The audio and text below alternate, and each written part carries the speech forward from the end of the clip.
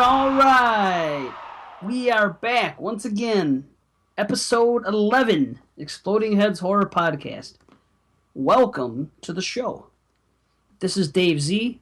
I am here with Brandon. I am here with Christian. And, this is the show. We got a lot planned. We have a feature review of The Invitation. And we're going to talk as much as we can before that. We're going to have some fun. We got some topics. Say hello, guys. Hello, guys. Yeah, see, we're both on the same wavelength. Fucking awesome. It's just scary. It's scary. Yeah, it's awesome. It's the way it should be, you know? Thank you for this very special invitation to episode 11. Now that's horror. That's what the Now show... that's horror. That is what episode 10 should be called. I hope you called it that. Okay, perfect. I did call it that. Yeah, you said that. I said, yeah, let's rock and roll. Now that's horror. Episode 10, yeah. So, yeah, we're coming off that big show. Hope everybody liked it. We just dropped it. Well, it's dropping sometime tonight. We're recording now. It's Sunday night. It's coming out sometime tonight or tomorrow. So, that was a hell of a lot of fun. And actually, we're going to have to go back to some of that. We have a lot of stuff we're going to talk about. Emails. We got some emails. Remember how somebody said something about emails last show? I think, Brandon, didn't you say something? You were going to give somebody a prize or something? Yeah. I got a big prize for him. I got a big prize for him. Yeah, I got a big meat torpedo for you. No, I got tons of movies that I want to give away, and well, I got some ideas. Okay, well, I got some emails. Not a lot, but Cool. something. There's something to talk about on the email front. Okay. Now, the first one we got... Bill C? Yeah, Bill C, yeah. Yeah, it was Bill C. How'd you know? Because I was going to bring up his name later, because I think he's the one responsible for another topic we're going to talk about at some point during the show. Bill C's all over the place. Yeah, he is. Do we not like using last names on the show? It's Dave Z, Bill C, and we're just Christian and Brandon. Are we trying to hide from the public? We don't want that many people hearing us. Some people just have that thing about the last initial. It sounds cool. Maybe when it's a short name, like I think it's a thing. Bill it's a C, what? Dave Z, because Christian L just doesn't have that ring to it. Right? You know why? Because your name, Christian, is 2 syllables. So Yeah. I think it's a 2-syllable thing. How about Christ L? Christ L? Christ. Okay. Christ. You could just call me B.O., but that pretty much stinks. Oh! Waka waka. Here he goes. Oh. Yo and Crystal. Camp Crystal Lake. Camp Christian Lake. Yeah. Waka waka. So yeah, Bill C. I'll tell you what. I'll make Christian happy. It's our buddy Bill Casanelli. Nailed it. Yeah. Okay, check it out. He sent us the first email, and he said, "Now here's what we have a controversy. Of course, it can't just be, just simple. In exploding heads fashion. Guys, I don't want a prize. Just wanted to make sure that the emails were working." Not even his meat torpedo? I don't know. This would be the first time somebody has turned it down. Because it is delicious. I somehow doubt that. I somehow doubt that too. Oktoberfest, you can't give that thing away. No. Sorry. Oh boy. Yeah, I'm sorry, Dave. Dave just wants to read an email. I read the email. It's okay. He said, I just wanted to... So basically, Bill couldn't believe that we hadn't received an email yet. He's probably thinking, these guys, what's going on here? How has nobody emailed them? I'm guessing that the email is not working because somebody surely in 9 shows, whatever, they would have sent an email by now. But no, they didn't. Bill, you are the first. Thanks, Bill. I'm glad our first email was so thought-provoking. Thanks, BC. I'm messing with you, Bill. Well, I'll tell you something about Bill. He sent us these movies. Well, he sent me these movies. And he actually was in some horror movies. Really? Yes. I Yes. love Bill. Once. I love Bill. See, I love him too. I loved him in The Thing. That he Yeah. was in. Didn't he play The Thing? He played... No, he played Windows, actually. Windows was really Bill C. No, check it out. He sent me these and they're actually horror anthologies. And I'll tell you what I have. He says I starred in 2 unknown ones back some years ago and have since done some things that you may have seen on Netflix. Girls Gone Dead and Reunion of Terror. He also worked with Tim Ritter of Truth or Dare fame and did a bunch of his movies as well. So he has these anthologies by the name of, hold on now, I don't want to make a mistake here. Scary Tales. There's 2 of them now. And this is what he sent me. And what do you call it? In part 2, Felissa Rose is in there. And Robert Zadar, Joe Estevez. So these are real movies. And they're anthologies. I think we're going to have to watch them and maybe do like a I like the way you said they're real movies, as if Bill C sent you like homemade pornos or something. I've been in a couple of films. Check them out, Dave. They're found footage. There you go. That's a precursor to the... Yeah, I've actually heard of those Netflix ones too. And the scary movies, you said? Scary Tales? Scary Tales. Scary Tales. Those actually sound familiar too. Well, there you go. Scary Tales 1 and 2. I believe I have them in my possession here. Let me tell you. Yeah, the story behind Identity. Did you ever see that movie Identity? Yeah, we talked about it with John Cusack. We talked about it last show. Okay. Briefly, but I love that movie. What didn't we talk about last show? Yeah, okay. Exactly. We should have added one more year so that it started in the year I was born, 74. But we all know what movie that would have been anyway. TCM. All the way, right? No? Wait, 74. It's not Texas Chainsaw Massacre? It's either that or... Exorcist? Yeah. Oh, okay. What, am I an asshole? I'm sorry. But yes. It's a difficult decision because they're both classics. But The Exorcist, I think I have to give it to The Exorcist. Although, I do like Texas Chainsaw Massacre, too. We didn't start there. Thank God, right?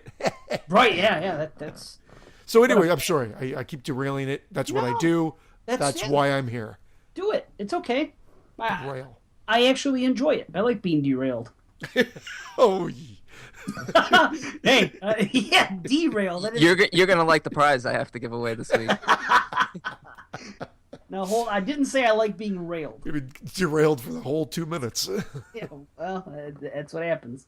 So yeah, he did these movies, and apparently, Identity.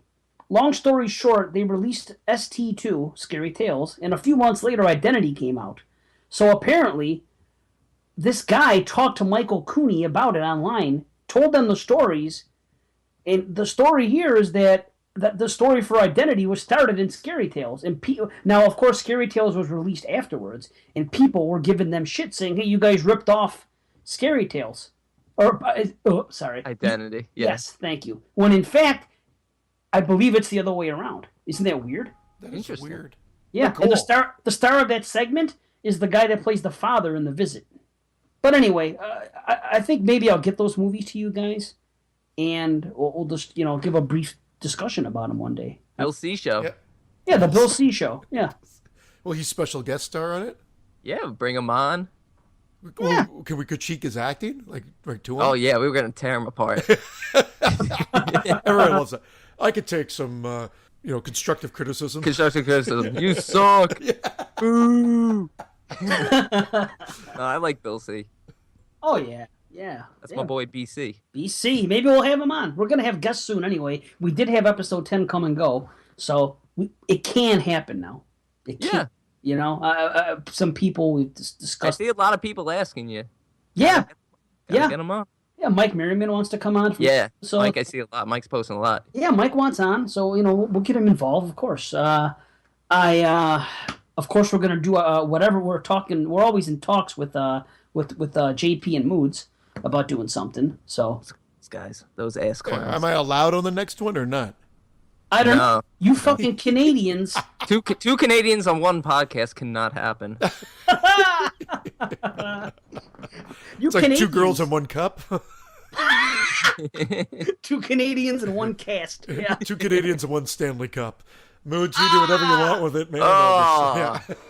Very good. That's great. That would have been great for your skit show for that. Yeah.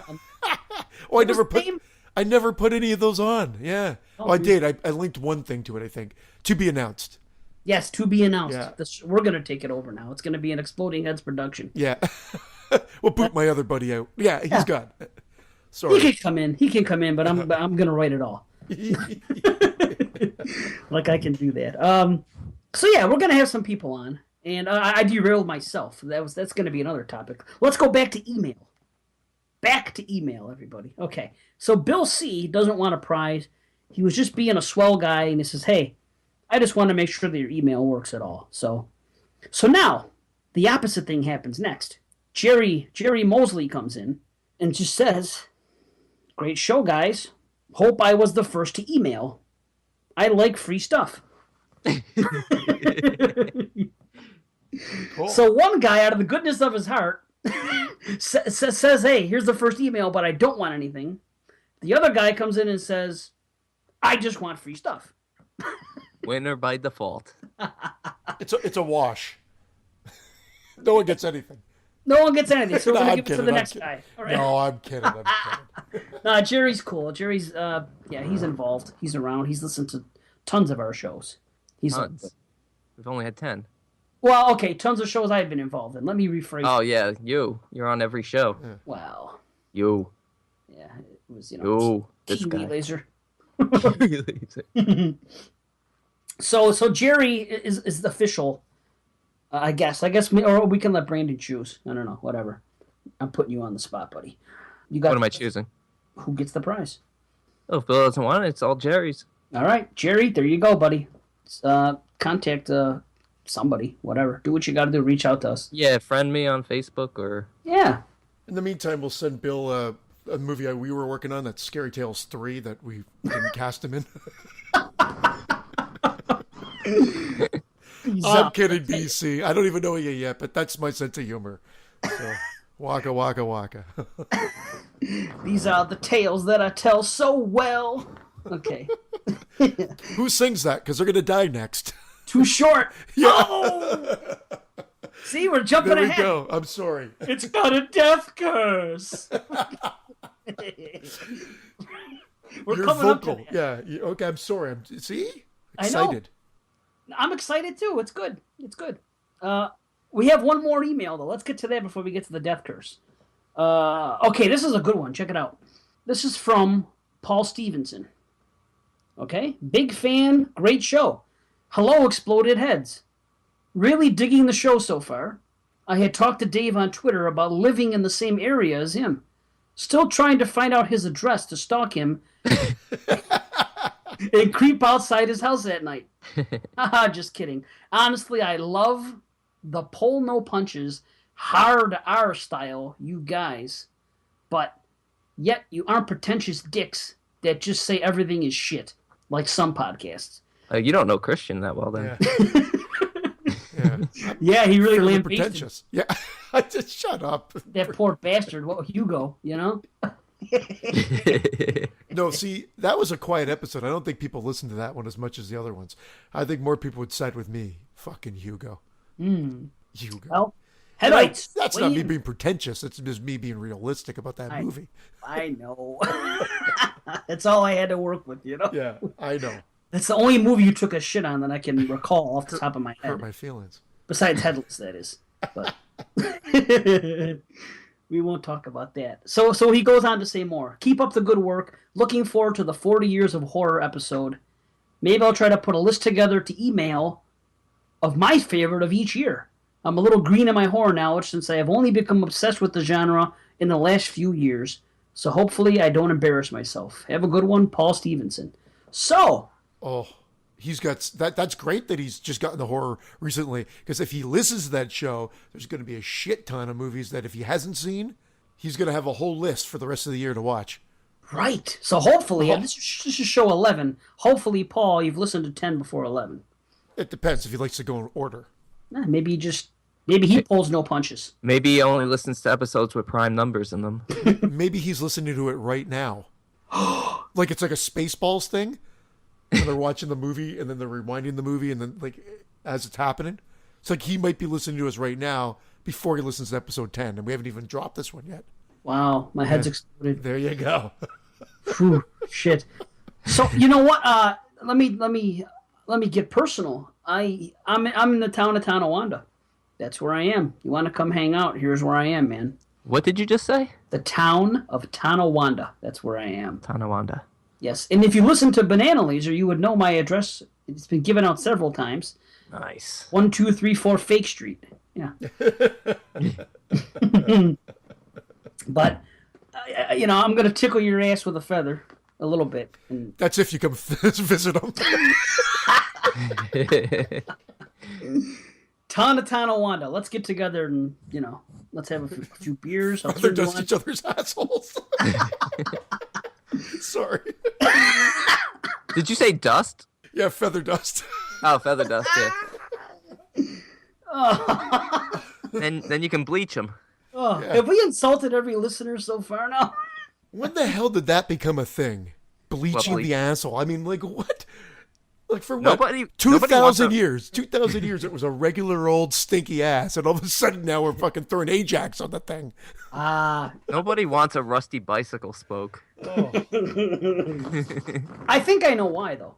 I think that it has to do with everything's shaven now, right? So, like, a lot of women shave their pubic area, so we can see more. So now Brown Star? Yeah. So it's out there to see, And on top of it, I think the rise in anal sex has really jumped over the past 20 years. That should be a movie. The Rise of Anal Sex. You don't have to tell me. I could barely sit. Who's scared of the inmates? I hope you bleached it, buddy.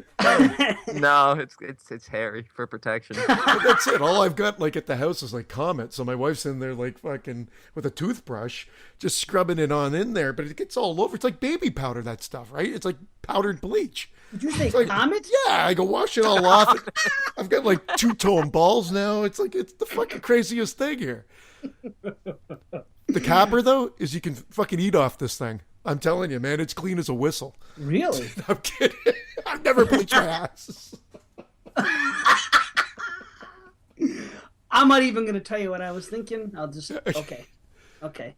Do you think he has a specific food to be eating off his ass? Because I don't know why, but fruit popped into my head. I saw grapes on there, some cherries. I'm not even going to tell you what I was thinking. I just forget about it. Okay. On to the next one here.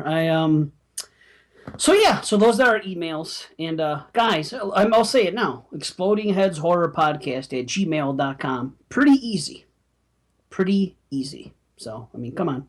Yeah, send us stuff. Send us questions, comments, everything. Yeah, I'm and now... telling you, I think it's just email is dead, man. I think everybody's just totally cool to message on Facebook, through Twitter, or actually post something on Facebook now. I think that's just the way it's gone.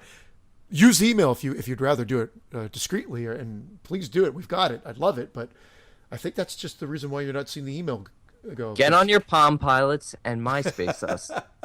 Yeah, do we have a MySpace account? Are we on classmates.com? Classmates. Not yet. We're working on it, though. Jason Lloyd's setting it up for all the shows on Horror Theater. Thank you, Mr. Lloyd. Yes. Yeah. Yes. We're getting there short. Oh, now, okay, voicemails.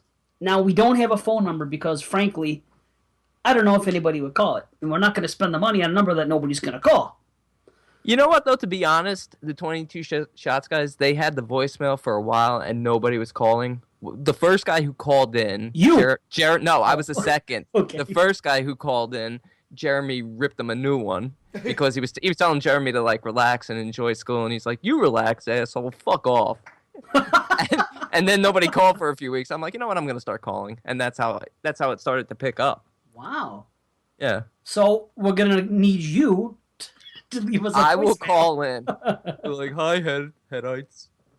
Yeah, ask yourself a question, if that's what it That takes. sounds very nasally. This is for the nasally cute guy. Yeah. How much you bench? Are you top of the mops? Well, listen, we don't have voicemails, but in the meantime, this is what I'm suggesting. If we get some, maybe we'll set something up. But I guess it costs some money, so we're not spending it yet. But I propose this.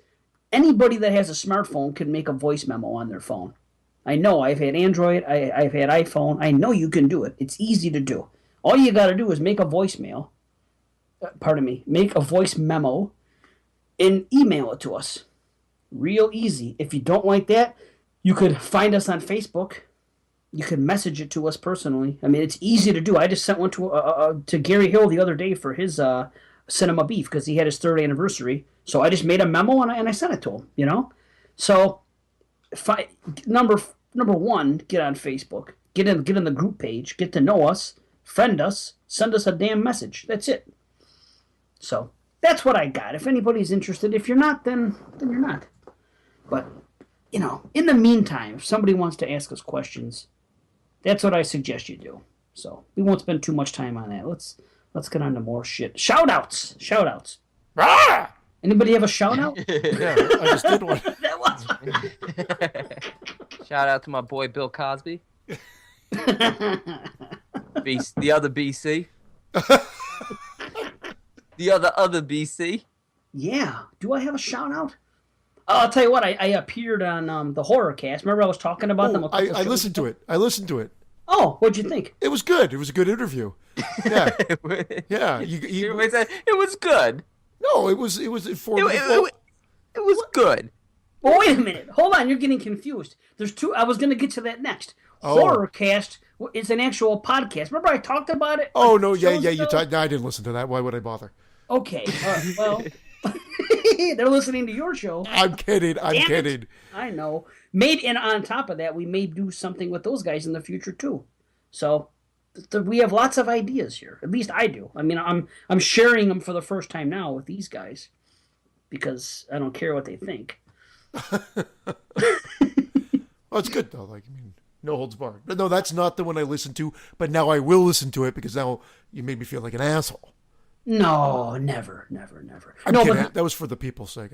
okay. You Gotcha. were an asshole long before he made you feel like that. Yeah. Was Correction. I a bleached, Correction. a bleached It's bleached. asshole? Oh, damn it! You stole my joke from me before I even had a chance. Finally, I honey dicked you. Yes.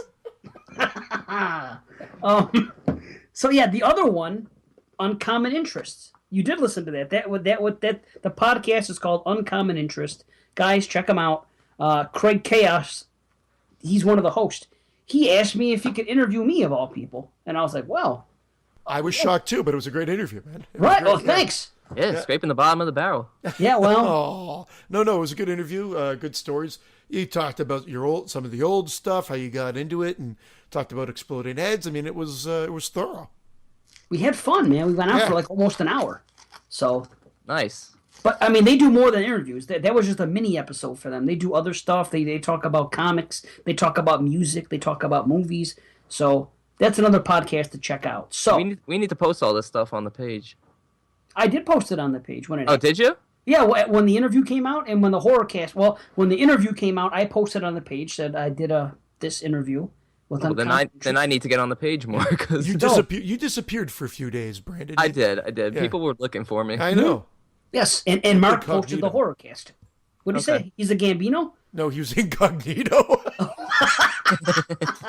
Okay. Close. Leave it to Pesci. Test of him like Gambino. This fucking guy. I tell you. This guy wants to be Italian like us, Dave. What are we going to do over here? He's a Gambino. He wants to be top of the wops. What does he think he is? Top of the wops. Wow. Oh, that's great. Oh, whoo-wee. Fucking A. Shout-outs. Man. Okay, now, this is not an email. This is not a voicemail. This was a message. And this has to do with some of the an earlier show and something else. Actually, this has to do with a few earlier shows. And let me turn you on to this right now. What you talking about? What you talking about? What you talking about? What you talking about, Willis? Willis, what you talking about, Willis? Remember our buddy? Yeah. Okay. Yeah. Now, Willis Wheeler, our friend, remember when he asked us a question at one time, and we weren't sure he was talking about monsters on the big screen or something like that? Yeah, and I said, what does he do? Why did you not see Godzilla? And I made a big yeah, asshole joke. And what was he talking about? You said, what you talking about, Willis? Yeah. And then, well, he's come up a few times because one time he knew what he was talking about, and that was the joke. But he was talking about not enough creature features, right? Yes, that's the first part of this. Yes. Okay. He messaged me and he said I should have said monster movies like The Relic or Splice, stuff like that. So that's what he meant. Now, it's too far back for me to remember how we answered it and what we thought it was, but that's what he meant. Is that the way we took it or no? Kind of, but of course, in our whimsical sort of way, that's how I'll word it, we came across as sarcastic. Well, I did. I came across as a sarcastic ass. But, because I was saying, well, Godzilla came out last year and whatnot. But now, yeah. So that's what he meant. I mean, he messaged me after the show dropped. So obviously, he wanted to clear that up. So that's what Willis was talking about. And now, he goes on to say something else. 10 Cloverfield Lane. I was all set to come here and tell you guys something about that movie. That I heard that it was called The Cellar. And it was already made. And then they got their hands on it. They did this. They labeled it. And they tacked on that stuff at the end. And that's how the movie was made. This is what I heard now. Now I was going to come on here and say that. And say, hey, listen, guys, this is the story of that movie. But Willis has a whole different story to tell about it. And he says that there's connections to Cloverfield in 10 Cloverfield Lane. And I guess apparently he has some paperwork in the room where the power generators are at. And there's a letter on the floor that has to do with something with the first Cloverfield. Didn't we mention this? Isn't it from his employment? Like from the energy place that he worked at or something? I was under the impression we talked about this, but I could be mistaking what that piece of paper was. He was listening to the show when he was messaging me and telling me what was going on. So maybe we got into that. I don't know. But he says that they bought the script, The Cellar, in 2012. The movie was always made to be this way. So in other words, they purchased this script, The Cellar, and then made it afterwards. Because I told him I thought that it was already filmed. And he says, no, they put it out there to throw people off. And they didn't want the endings to get out. And the name they wanted to call the movie initially was called Valencia, whatever that means. And that was their plan. Hollywood, I think a girl gave that to me once. Valencia? Oh, no, that was fellatio. Sorry. So anyway, Willis knew what he was talking about, apparently. So I wanted to give him a shout out and, put it out there. Yeah. Now, you want to talk about my death curse? Yeah. Just don't mention our names. Oh, my God. Crazy Okay. Ralph. Well, it's happened again, right? I mean, Tom and Dave. Apparently, I mentioned Prince on the last show. Oh, you did. You definitely did, because I think I started singing a little bit. You did. Okay. 1999, right? It makes sense, right? Yeah. I edited it down. Thanks. That's what killed him. So apparently I've done it again. Now it's been 3 times. It's been Wayland, and then it was Bowie, and now it's Prince, and I feel real shitty about this. Apparently it works with musical icons only. Oh, good connection. Maybe there's just music. Okay, so I guess, and I don't think it works if I do it on purpose either. Right? No. Because I'm getting messages from people, do it to fucking Miley Cyrus, That do it was to the hilarious. Kardashians. Start talking more about Miley Cyrus. Yeah, everybody's got a joke. Everybody wants me to do it. And I'm like, well, it doesn't work that way. If I plan on it, it's not going to work. You have to think it real hard in order to make it happen. Who's the front runner for the Conservative Party in the States? I'm not getting involved with politics. I'm not going to talk. I just can't do it intentionally. I'm going to try not to mention anybody musical anymore, I guess. But I don't know. It's kind of hard. It's just how I am. I'm always thinking about music. So, but I don't know. Can't do it intentionally. And sorry, guys. Sorry to everybody for what I did. What a shitty gift. Can't do it intentionally. I know. How can we fake him into it? I'm like the guy from, what was that movie with Ben Stiller where they were the superheroes? Oh, God damn it. Why can't I think of it now? Like Galactic, the invisible guy who's only invisible when no one's looking at him. Galactic I didn't something. see it. Oh, You never saw that movie? No. Oh, man. I forgot the name of it. Yeah, no, I know. It's right. I could see it. Galactic Mystery something. Men. Mystery Men. That's not what I thought of. Yeah, it's so great, no one even knows what it is. You never saw Mystery Men? You talking to me? You talking to me? What you talking about, Willis? I never saw it, no. And Okay. Christian doesn't think that's the name of the movie Yeah. anyway, so I don't know. Oh, it's definitely the name of the It movie. is the name of the movie, but Oh, why do okay. I have Galactic? I'm thinking of a different movie. Guardians of the Galaxy? No, I'm thinking of that one with Oh, the with, other guy that died with earlier. Sigourney Weaver and Alan Rickman. Yeah, Alan Rickman. I did not mention Alan Rickman on the show, so don't look at me. Galaxy Quest? Galaxy Quest. Thank you. That's what I was thinking of. It's just a much better movie. No, it's not. But that's a battle. All right, Once again, Galaxy once Quest again, versus... Social media. Yeah. Let's do it. Let's do it. What's a better movie? Don't go by personality, because I'm the abrasive one. Everybody knows that. Brandon's the cute, nasally one that everybody just wants to pinch his cheeks and love. Go by the movie. Pinch my ass cheeks, maybe. So where does that leave me? Oh, You're the intimidating Italian guy. The intimidating Italian guy with the death curse. yeah. With the other death curse guy. It's got a death curse. Don't mention Dave Z's name; he'll give you a deathgasm. Well, by the way, I just wanted to give a shout out to my ex-wife. Okay. Now, let's go on to the next... Just out of the blue? Ouch! Come on, Christian. That payment didn't go through. All right. Let's... Last show, episode 10, we were going to pick our favorite year. And we didn't get to it. It was late. We had a couple technical difficulties. The technical difficulties. Brandon just left for 10 minutes to rewrite some jokes, Yeah. have a smoke, relax for a little bit. Got his asshole bleached. Yeah. Scrubbing it like he's cleaning grout. Like, what the hell's going on? I needed it to settle my aura. Okay, you guys were harshing my vibe. He's like We were Bozo, making the fun of Toxic you. Avenger. He's screwing up my karma. I gotta bleach my asshole. So we didn't do it. We didn't pick the movie. That's the bottom line. Or the movie. We didn't pick the year.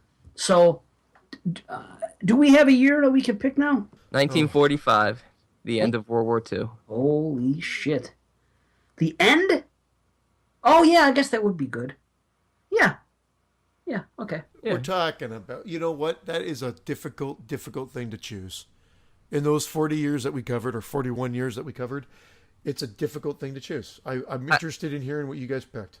I got two standouts. I was just looking through the years again, and in terms of really big standout movies, my first pick is a recent pick. It's last year. I thought 2015 was probably the best year of the last 20 years, 25 years.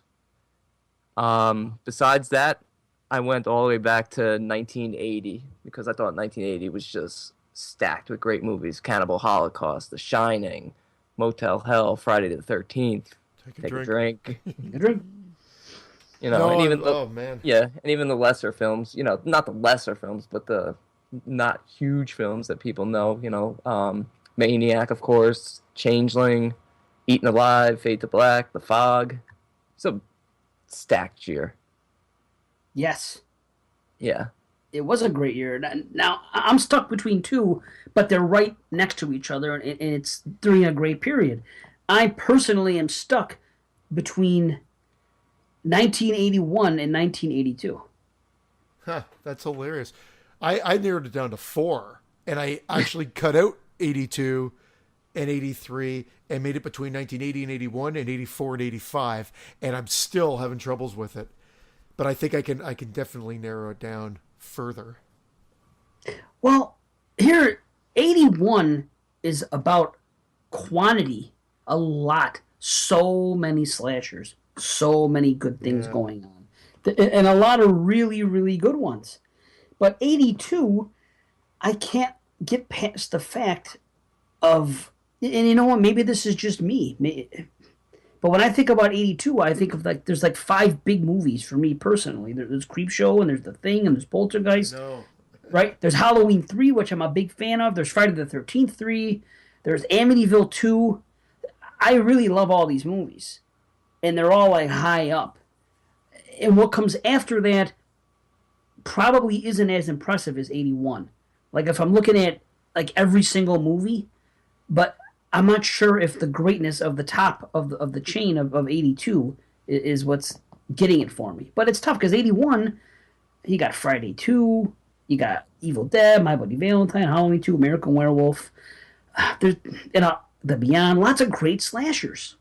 Burning.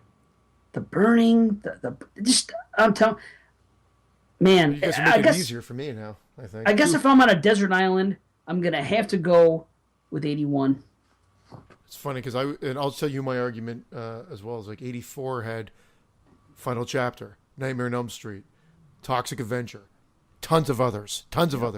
85 had Day of the Dead, The Reanimator, Return of the Living Dead.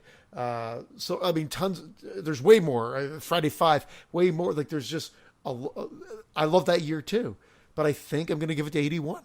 I actually do think I'm going to give it to 81 because it had Friday 2, American Werewolf in London, and all the other movies that you guys mentioned already. Nice. So 81 looks like it's becoming, well, it's all up to you, B.O. Oh, I already went. Oh, you actually, oh, you actually said what your actual final answer was? I thought you narrowed it down to 2 years. Yeah, didn't you narrow it down to 2? Oh, I have to pick between those two? You gotta pick one. Desert Island, brother. You're gone. They say here. You can have all these movies from what year? What do you take? Straight up. All right, I'm going 1980.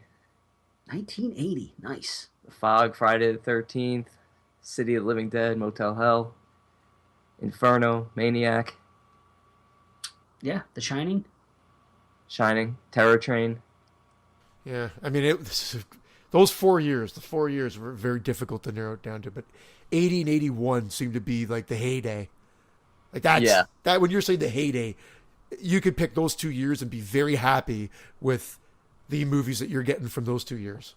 Yeah, I would say this. Take a 5-year period. I'd say 80 to 85 is probably the best. Oh, absolutely, no question. I wholeheartedly agree. Those would be the best 5 years. Man, and I was so glad to be there for him. Correction, Exorcist is 73, I think it's listed as. See, motherfucker. Now I knew it. That's why I didn't. That's why it was so obvious to me. I love The Exorcist. It's my favorite movie, like The Shining. Those are my 2 favorites. That's why. But then you had me doubting myself for a second. Sorry. Why am I like the voice of reason? What an asshole. I thought it was Brandon. Wait, you thought it was me? I thought you were the one that said Exorcist was 74. I said The Exorcist because I thought I was right, but Christian was like, "Yep, that's right." Well, I'm blaming both of you then. Okay, All right. I'll say it. I was Christian got all defensive. Why? What am me? No, it was me. I did agree. I said it was that time frame. I release date, December 26, 73. So very close to 74. I knew it though, and here's how I should know. When we did Banana Laser, we did rolling through the 70s was our last thing that we stopped on, and we did Exorcist for 73, and then we did something else for 74, Deranged or something, I think it was. Deranged was 74. There you go. So damn, I definitely knew it, but you guys had me doubting myself. I guess you guys got that power over me. What can I say? You know, Nice. I trust you guys as horror fans enough to think, well, oh shit, maybe I was wrong. Maybe I just went along with it. I was like, oh yeah, it's got to be 74. They said it was. It's so funny. I in my mind, I always thought it was like the year that I was born was Chainsaw Massacre and The Exorcist, but no, plain as day, 73. I'm a failure. Yes, however. Yes, However. You can redeem yourself. You've said it several times that because of this show, you've been enlightened in many ways. So yeah, that's one more way. That's one more way you've been enlightened. For years, you thought The Exorcist came out your birth year, and now because of us, you found out you were wrong. Yeah. And you realized that your first 40 years, you've been a tremendous failure. Can't bleach my ass properly. I'll help you. Yeah. Oh, yeah. You help him. It takes you fucking 25 minutes to do it. Well, no. I have to lick it clean. You have to. Yeah. Oh, Jesus. So I gotta do my stretches for a while.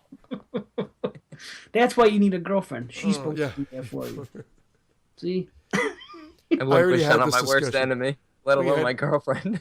I think we had an hour discussion about ass eating, Vince and I, in one of our episodes, and I was gagging. I just not.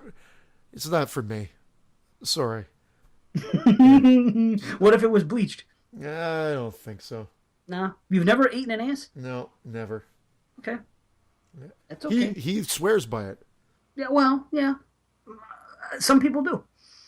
Some people do. Some people like to do that. I'm all for it. Every time I meet a girl, I'm like, feel free to storm my shit cave. Oh, you want them to do it to you? Storm it. Storm my shit cave. Yeah. That's beautiful pillow talk. Like I can't imagine like they're just like fucking parachuting into there. I've never said that. in my life. Parachuting. Wait a minute, Christian. Would you let it happen to you? Would you be the recipient of it? Yeah, possibly, yeah. But I'd be all worried that if I hadn't bleached, like I need to make sure that. Well, that's not your concern. I mean, come on. What the hell? It's no different than when they're going down on you normally. I mean, it is what it is. If you stink, they're going to smell it there too. Right? So, hygiene, gentlemen. Everyone, here's what you got to do. Before you're going to get with a woman, shower. That's it. Oh. Right? And all these years. Yes. And if you take a shit and there's a woman around, shower. There you go. Give it the old hand sandwich in the shower. Yes, man. Yes. You gotta be like the French and get more of those bidets. Oh hell no! They go hand sandwiches also. That's why they stink. That's gross. Smelly French bastards. I don't think I'd take a tongue up my ass before a blast of water. I think. Right. I think you guys just hate the French. I think that's what it boils down to. Last show, when I picked all those French movies, you guys hated me, and it's because you guys still hate the French. I did the French extreme. All these years, you guys still hate the French. Yeah. Can't let it go. You just can't let it go. Freedom fries. I like the French extreme though. The French, I'm not so sure about. The French extreme, I'm cool with that. The French Canadians. And don't get me started on the Afro-Canadians. Hey, you're going to war with them, ACs. not me. Yeah, telling you, I told you what to say. What'd you say? They're black, Afro-Canadian. Okay. They're gonna kill you, Afro-Canadians. No, Yeah, you're right. they laugh at Afro-Americans because they call them Afro-Americans. I'm like, what the fuck is going on down there? Right. Well, what the fuck is going on down here? Exactly. Got it. I guess the guy that wrote that article must have just been an American who was very PC and just said, "What do they call?" I believe that her mother was Afro-Canadian. That's just what he came up with. That's what we've become. I don't know. I also thought The Exorcist was 74. So why listen to me? Right. What am I even? Shut down the mics. What are we doing here? 74. What's the matter with you? 74. Who bought it? Who came along like fucking Hansel and Gretel? Like just come on right up to my doorstep. Come on over here. Hansel and Gretel them. Yep. Top of the wops. Look what happened. I let you lead me right into it. Let me stray. Should run for office. Whew, I know, right? Jeez, what's the matter with me? I guess I'm not a leader. I'm a follower. The truth comes out. Damn it. My parents were right. Well, now, Wait, Christian... Hold on. Did Brandon's internet connection go down again? Oh no, I'm here. Okay, No. I'm just teasing. No chance. No. Never. It's never going to happen again. If it does, we're going to have to come up with a better excuse than a bleached asshole. Yeah, That's all I'm saying. We're just going to say he's the asshole. Bleached or not bleached. we'll be accepting resumes. We're so mean-spirited right now. Well, I am. Sorry. Oh, Yes. sorry. Yeah, It's gotten personal. I'm offended. I got to stop. Let's As talk about... as an Afro Jew, I'm offended. Oh, damn. What about your list? What about your movies, Brandon? Why don't you enlighten us? Christian, I'm not even sure if you know about this.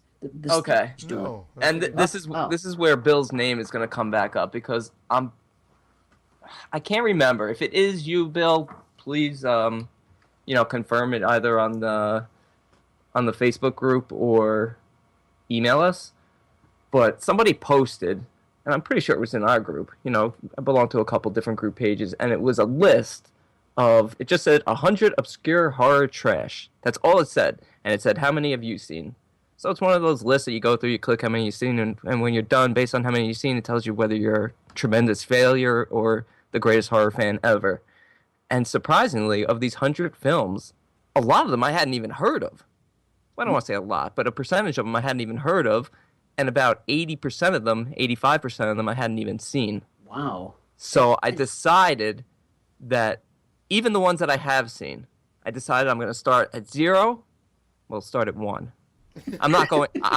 He's going back into the womb. Would someone please take me back to my womb? No, so I decided to. I'm at 0, and I decided to just watch every single movie. I'm not watching them in order, but I'm watching every single movie. And I started this about 2.5, 3 weeks ago, going through these 100 films. And the thing about them is, not only they're obscure, but a lot of them are out of print or really hard to find. Some of them don't even have DVD releases. But with the power of YouTube and some of them that do have releases, I've been able to start getting through this list a little bit.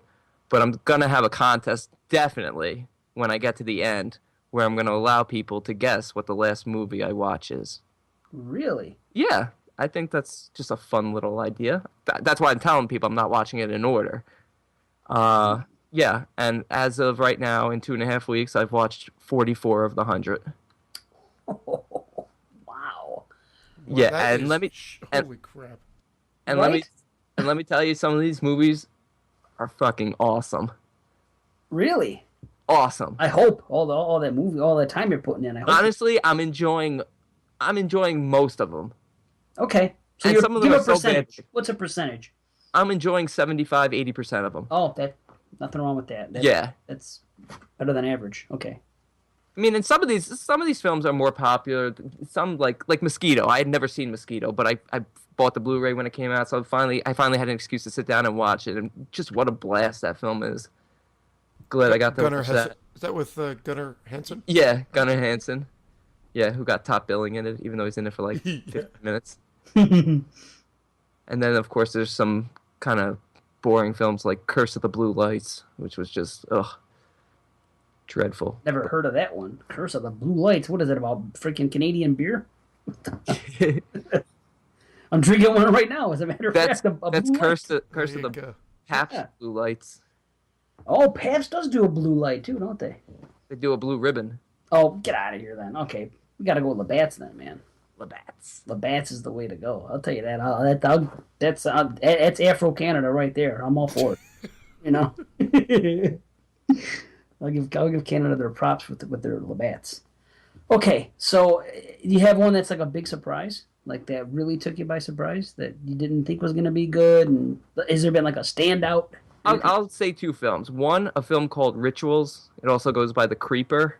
It has Hal Holbrook in it, and it gets a lot of comparison to Deliverance. And I've read a lot of not articles but posts where a lot of people actually like it better than Deliverance, and it's really a terrific film. I mean, I watched a really shitty copy on YouTube because the DVD goes for about $60-$70, and I'm just not paying that.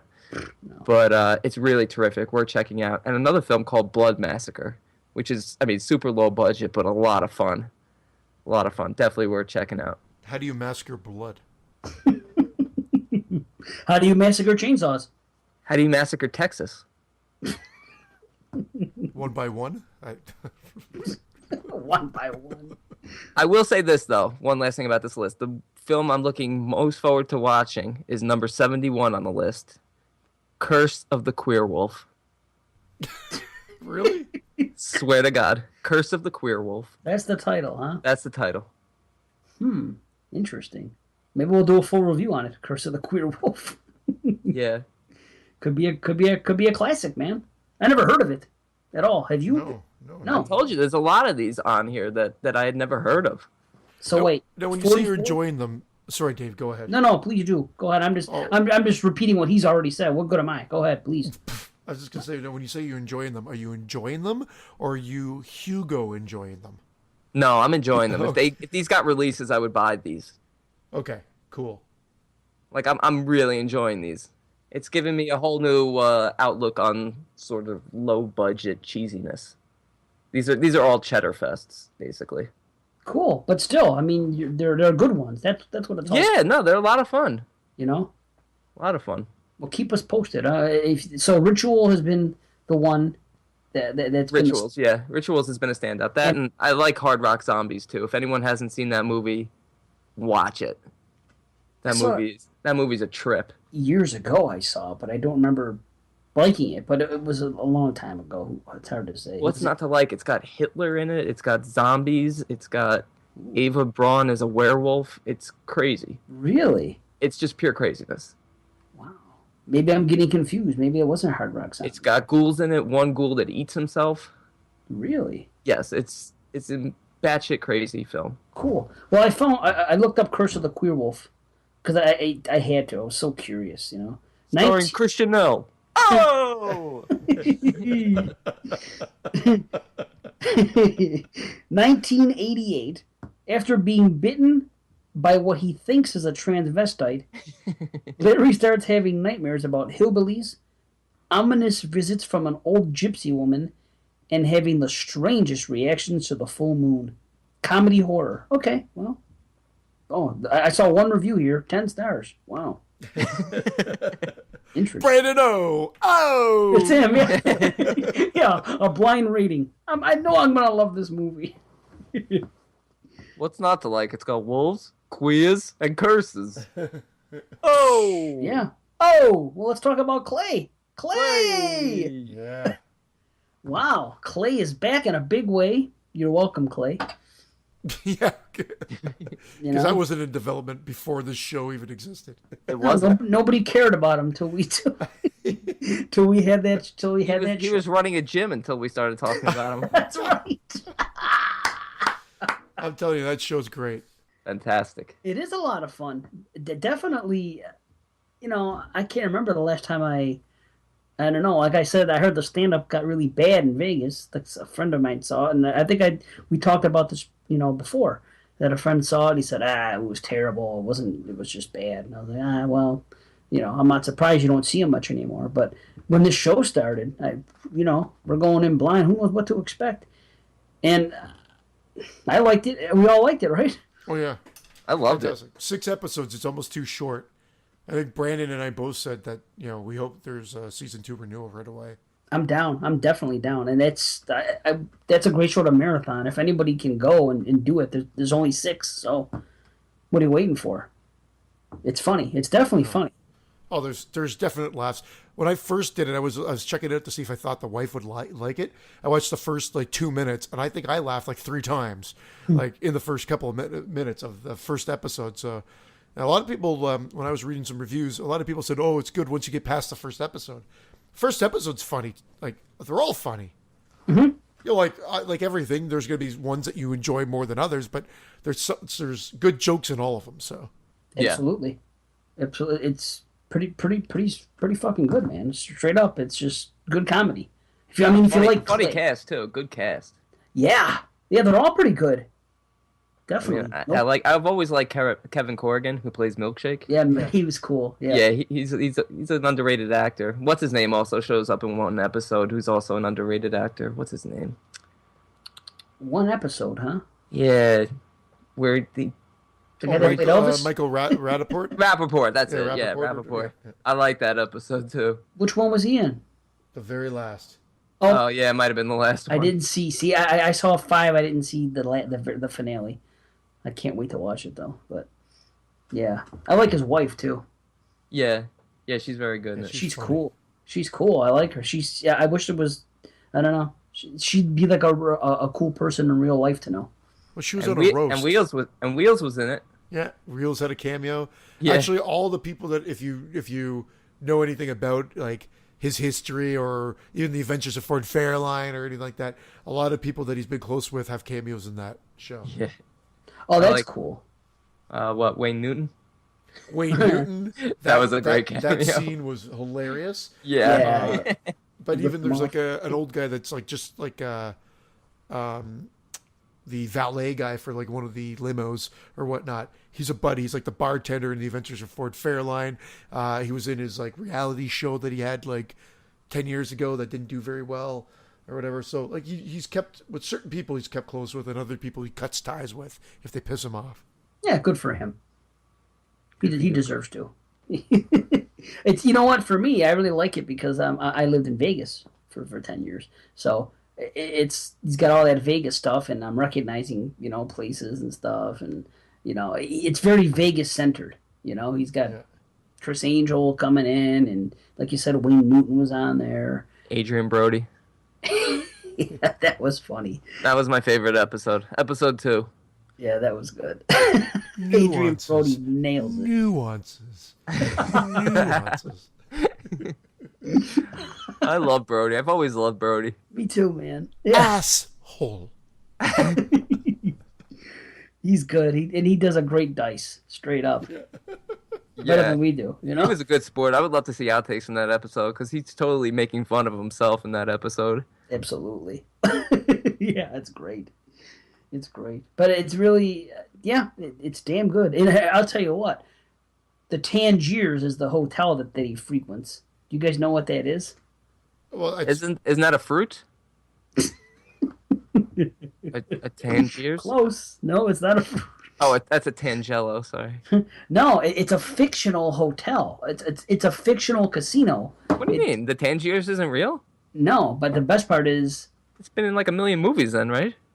well, see, do you know what I'm talking about then? Well, no, because I've always heard of the Tangiers. I think they've mentioned it on like CSIs before and oh, in other movies. is it a movie casino? Yes. Really? That's the name of the casino in the movie Casino that De Niro manages, the Tangiers. You're blowing my mind. Are you sure this isn't a real casino? I've never heard of it. Oh, so it must not be a real casino then. I've never heard of it, and I lived in Vegas, and Wow. and it wouldn't be there now anyway. It's definitely for a fact not there now. I just assumed it was a real casino. You're blowing my mind right now. Yes, This is like Christian thinking The Exorcist was 1974. And you going with it? I knew all along. I was like, let me see how long I could drag these two stupid guys along, make them think it's like 64. You could have told me it was 64, and I would have been like, yeah, it is. No, I just Google it, and it says I put in the Tangiers, and the Stardust came up. So Yeah, the setting for CSI Casino. It's the Yeah, CSI is where I've always heard it. I just assumed it was a real casino. That's for legal, and he's a big fan of casinos, so that's probably why. That's hilarious. and I've seen Casino so many times that I saw that, and right away, you know, I said, I think I don't know if my wife was there or not, but I go, that's the and at first I saw in the background, maybe I saw it on a sign. I think he was talking to someone. They had a, you know, like a badge on. You know, I work. Hello, my name is Slim Shady. Whatever. They had that thing on there, you know, work badge, and it said Tangiers. I go, let's say Tangiers, and I wasn't 100% sure. Then I saw it. There was a sign. I go, look at this, and then he ends up working for the Tangiers Casino on the show. But you know, I thought that was great. It's just like a, you know, it's a nod to the movie Casino. That's what I took it as, you know. Nice. Yeah, and there you go. I can't watch Casino. You're right. The Tangiers is also a recurring plot point location on CSI. Why can't you watch Casino? I just don't like when Dave gets killed at the end. Spoiler alert. Actually, he doesn't get killed. They bury him alive. Oh, After beating him over the head with a fucking... Oh my god, that to me is like one of the most disturbing scenes ever. I just can't watch it. It hurts my soul. it's awful. How about I got your head in a fucking vice grip? Oh, your eyeball popped up. Your eyeball. Tony M. That shit's great, man. I love how they kill the brother in front of him first. Oh man. Yeah, that's that's Brutal. Yeah, man, totally. That guy is always getting killed in every mob movie. Yeah. Yep. Either he's getting killed or he killed somebody. Yeah. Yeah, man. Yeah. Because he did a little flipperoo. He kills him in one movie, and then he killed him back in another one, and then they were in The Sopranos, and that's a whole other thing. Oh yeah, and Lorraine Bracco was in Right. in Dice. In Dice. Yeah, absolutely. So here's one for you. One more thing about that show. The two guys that got married. If you watch the show, you'll get the joke. But do you know what their names were? Neil and Bob? Brandon and Dave? Yeah, Brandon and David. It was Brandon and Dave. Oh, that's I knew hilarious. one was I forgot the other guy was Dave, but once you said what their names were, I was like, I know one was my name. Was I the Asian guy? I don't know. Or was I the brother? I'm not sure what you were. Oh, I just heard the hilarious. names and I was like, you gotta be kidding me. We're gonna be talking about this on the show. So am I the catcher or the pitcher? You got the bleached asshole, Yeah, so you Yeah, already I'm know that. you know. I know I'm the catcher. I'm not even gonna fight you.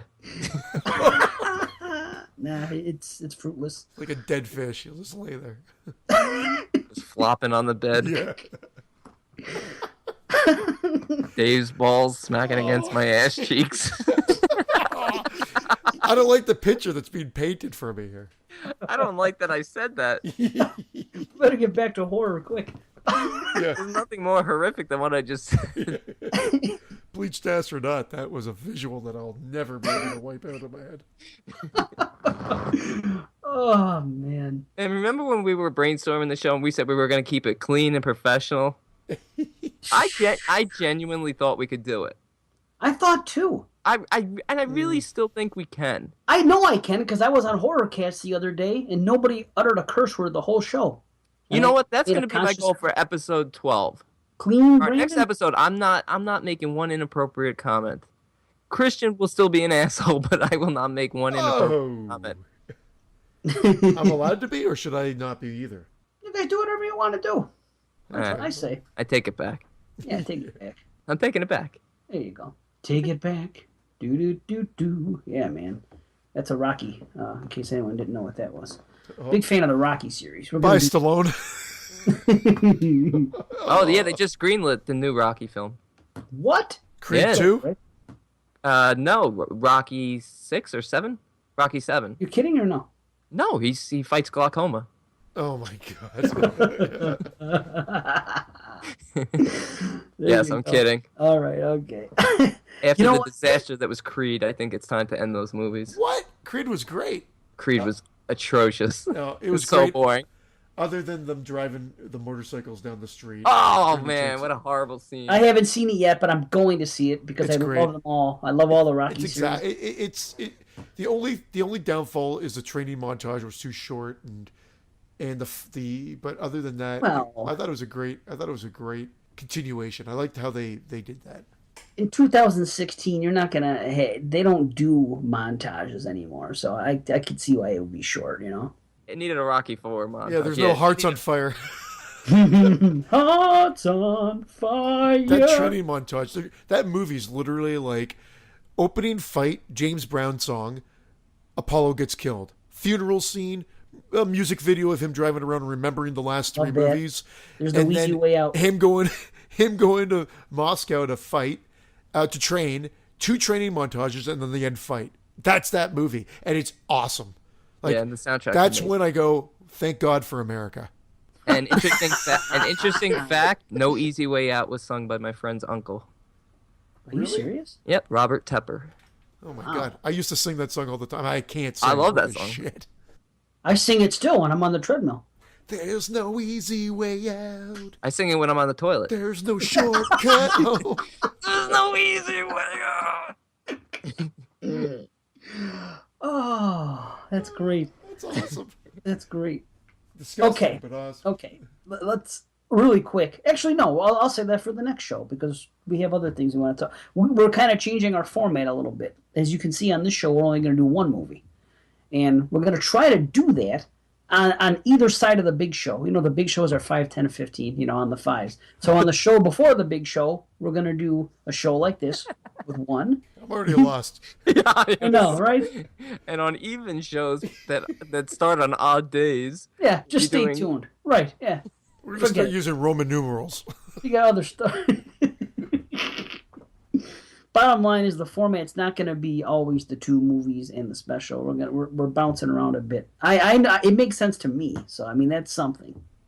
Stay tuned for episode XII. Yeah. The VVH. Okay, so we'll get to that next time. Because I want to talk about Christian and found footage, ladies and gentlemen. Now check this out. I think you're going to like this, and I think this is going to prove some things, not just to Christian, but to listeners of the show. I've compiled a list here of about 35 found footage movies that I would rate as good to great.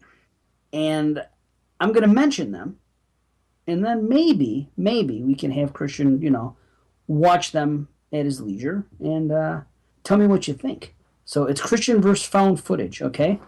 All right. I've come up with a little list here. Okay, now check it out. I'm gonna. You tell me what you've seen here. Have you seen The Bay? No. Okay, you gotta see The Bay. Have you seen Poughkeepsie tapes? No. Okay. Have you seen Troll Hunter? No.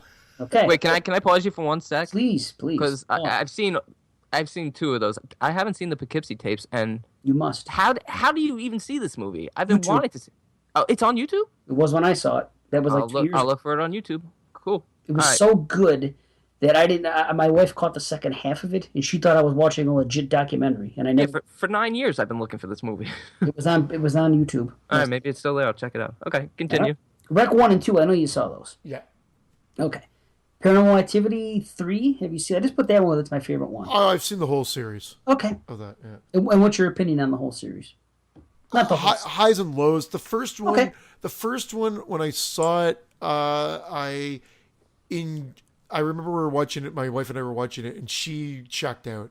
And I'm like, okay, this is a little slow because it's introducing the couple, and it's very dry at the beginning and long.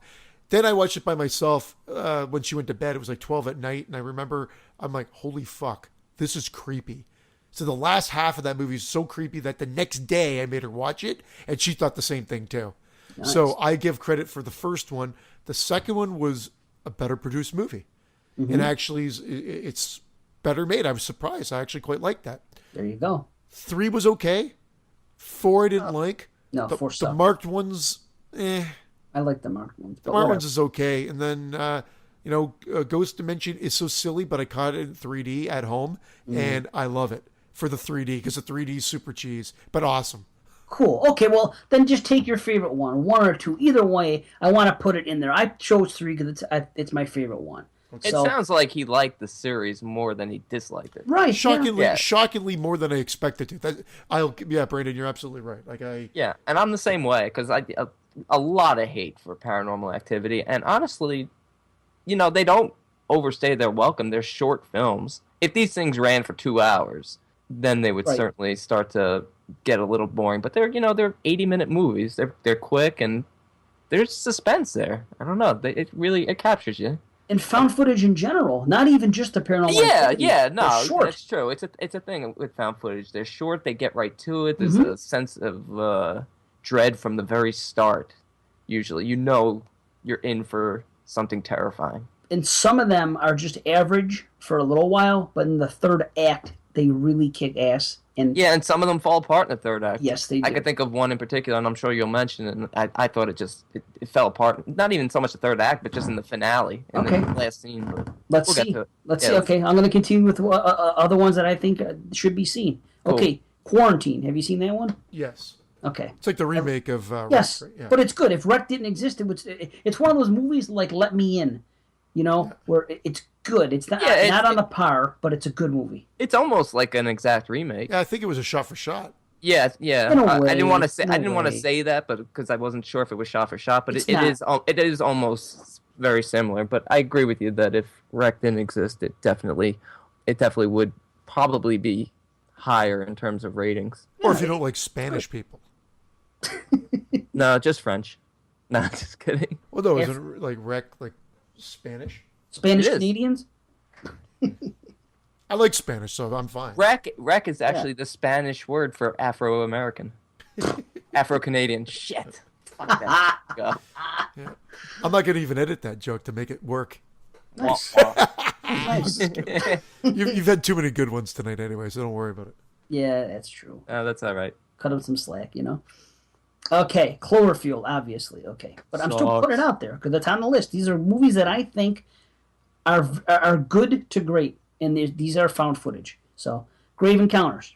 Yes. Okay, what do you think? I actually really enjoyed that one. Okay, all right. How about Deborah Logan? Have you seen that one? No. Great movie. There you go. It's a female's name, Deborah Logan? It's called The Taking of Deborah Yes. Logan. Oh, It was from 2014. sounds like It's a porno. It's terrific. It does. You're right. It's what they go. Hey, I we- took her last night. Hey, enjoy it, I took boys. that from Logan last night. Hey. Okay. VHS 1 and 2, you've seen them. Yes. Okay. The first You- two I've seen. I still haven't watched Viral. Okay. But you're okay with those movies. Yeah, they're good. Okay. Atrocious. Have you seen that? No. That's a Spanish one, right? Atrocious? I don't think it's Spanish, but I don't remember. I saw it once and liked it. That's all I remember. I saw it once and liked it too, and I thought it was Spanish. Maybe I'm wrong. Okay. Well, see it. Devil's Pass. Any chance? Anybody? No. That one I haven't seen. It's good. It's been on Netflix for a couple years. I don't know. That's another one. The Okay. Conspiracy. I don't believe so, no. Okay. Conspiracy is a good one. Okay. Yeah, and it is a Spanish one. I was right. Okay. As above, so below. Also You know, a very good film. You know what? My daughter, my wife watched that one. And I, for whatever reason, was doing something, so I didn't check it out. But they said it was all right. As Okay. above, I didn't so like the way below. it ended, but I enjoyed the movie. Yeah, I'm with you on that. I didn't necessarily love the ending, but it's really well shot. Mm-hmm. It's very Okay. claustrophobic. I'll post Yeah. that one on the list. The Last Exorcism. That's kind of controversial. Some Yes. people hate this movie. Yes, I saw that one. Do you like it? It was good. It was, again, that's the one that kind of starts as like if it's a faux documentary, Yeah. and A lot then it of these becomes, and then they goes into, no, it was good. Okay. All right. Now, I don't know if anyone's seen this one. It's called 22 Arletta Avenue. No. Wait. But I've heard What's it called? 22 Acacia Avenue. Oh, you're right. You know what? It's not 22 because I am thinking about it. Isn't it like 322? Oh, wait a minute. I was thinking of Iron Maiden. Maiden 28. fans. Right. I was It's thinking. it's 382, I think. I'm saying to myself, I'm saying, what the hell is he talking It's about? 388 Arletta. 388. Okay. Yeah. It's a 22.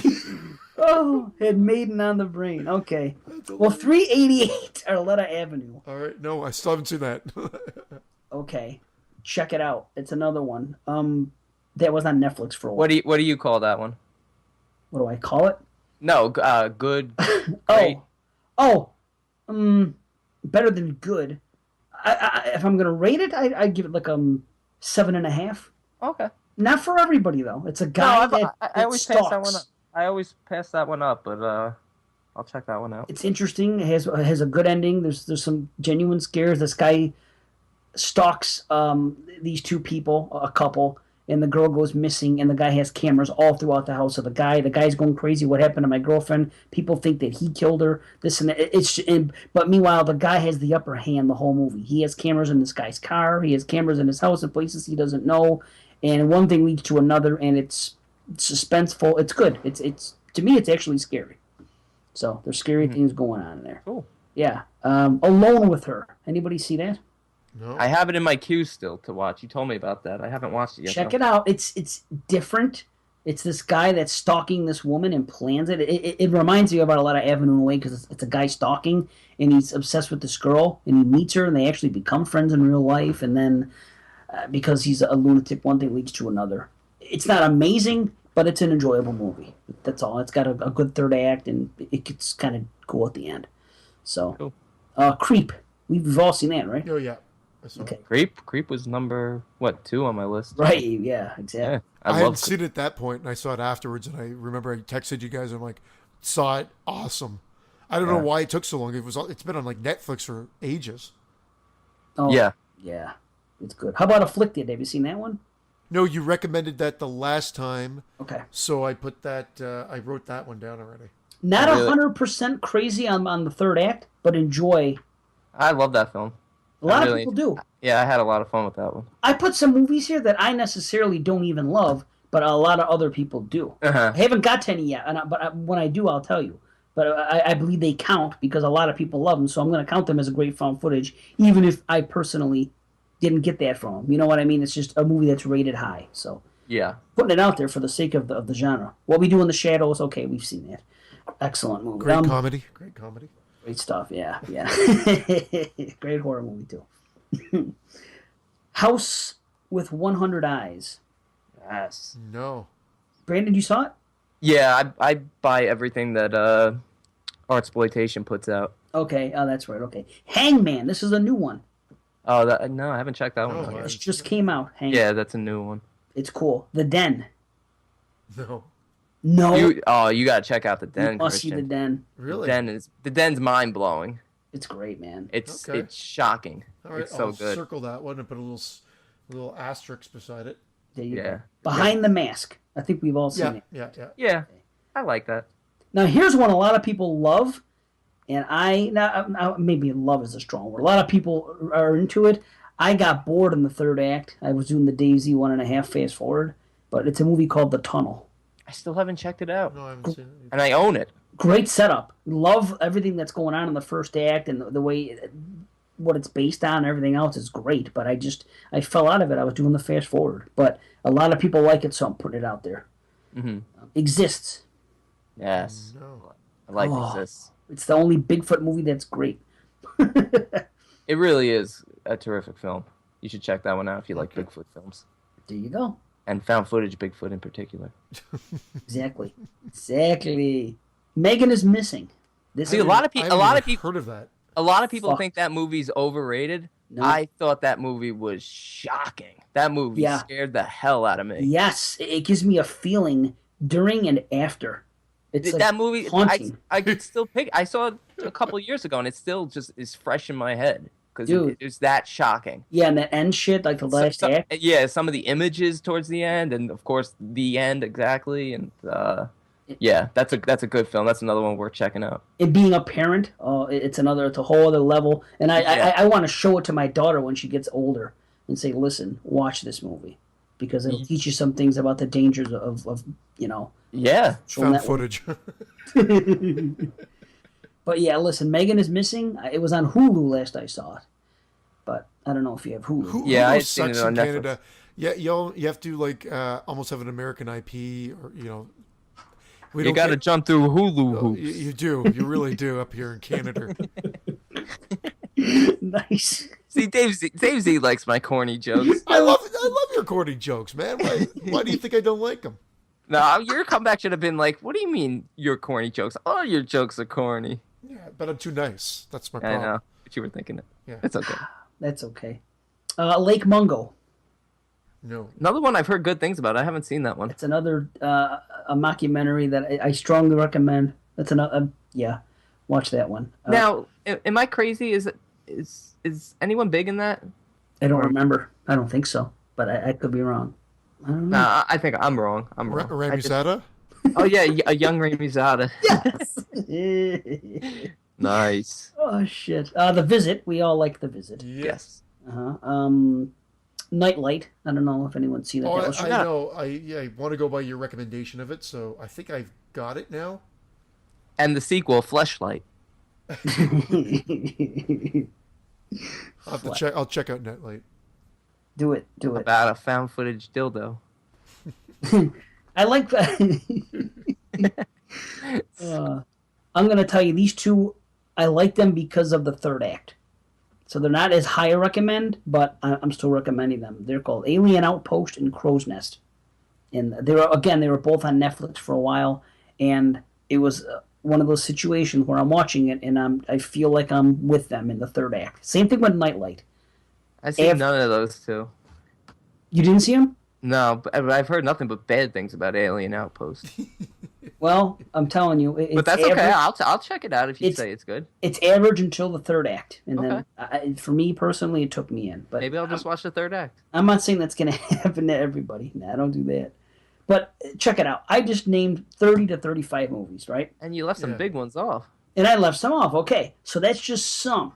Okay, now the last 10 years. Most of these are from the last 10 years. 10, 15, whatever. I named 35 movies that are recommended that I think are good to very good, okay, or great or whatever. And there's probably like 100 ones that are awful, maybe more, maybe 200, whatever. Now, why does found footage get shit on? Now, I'm going to say something here.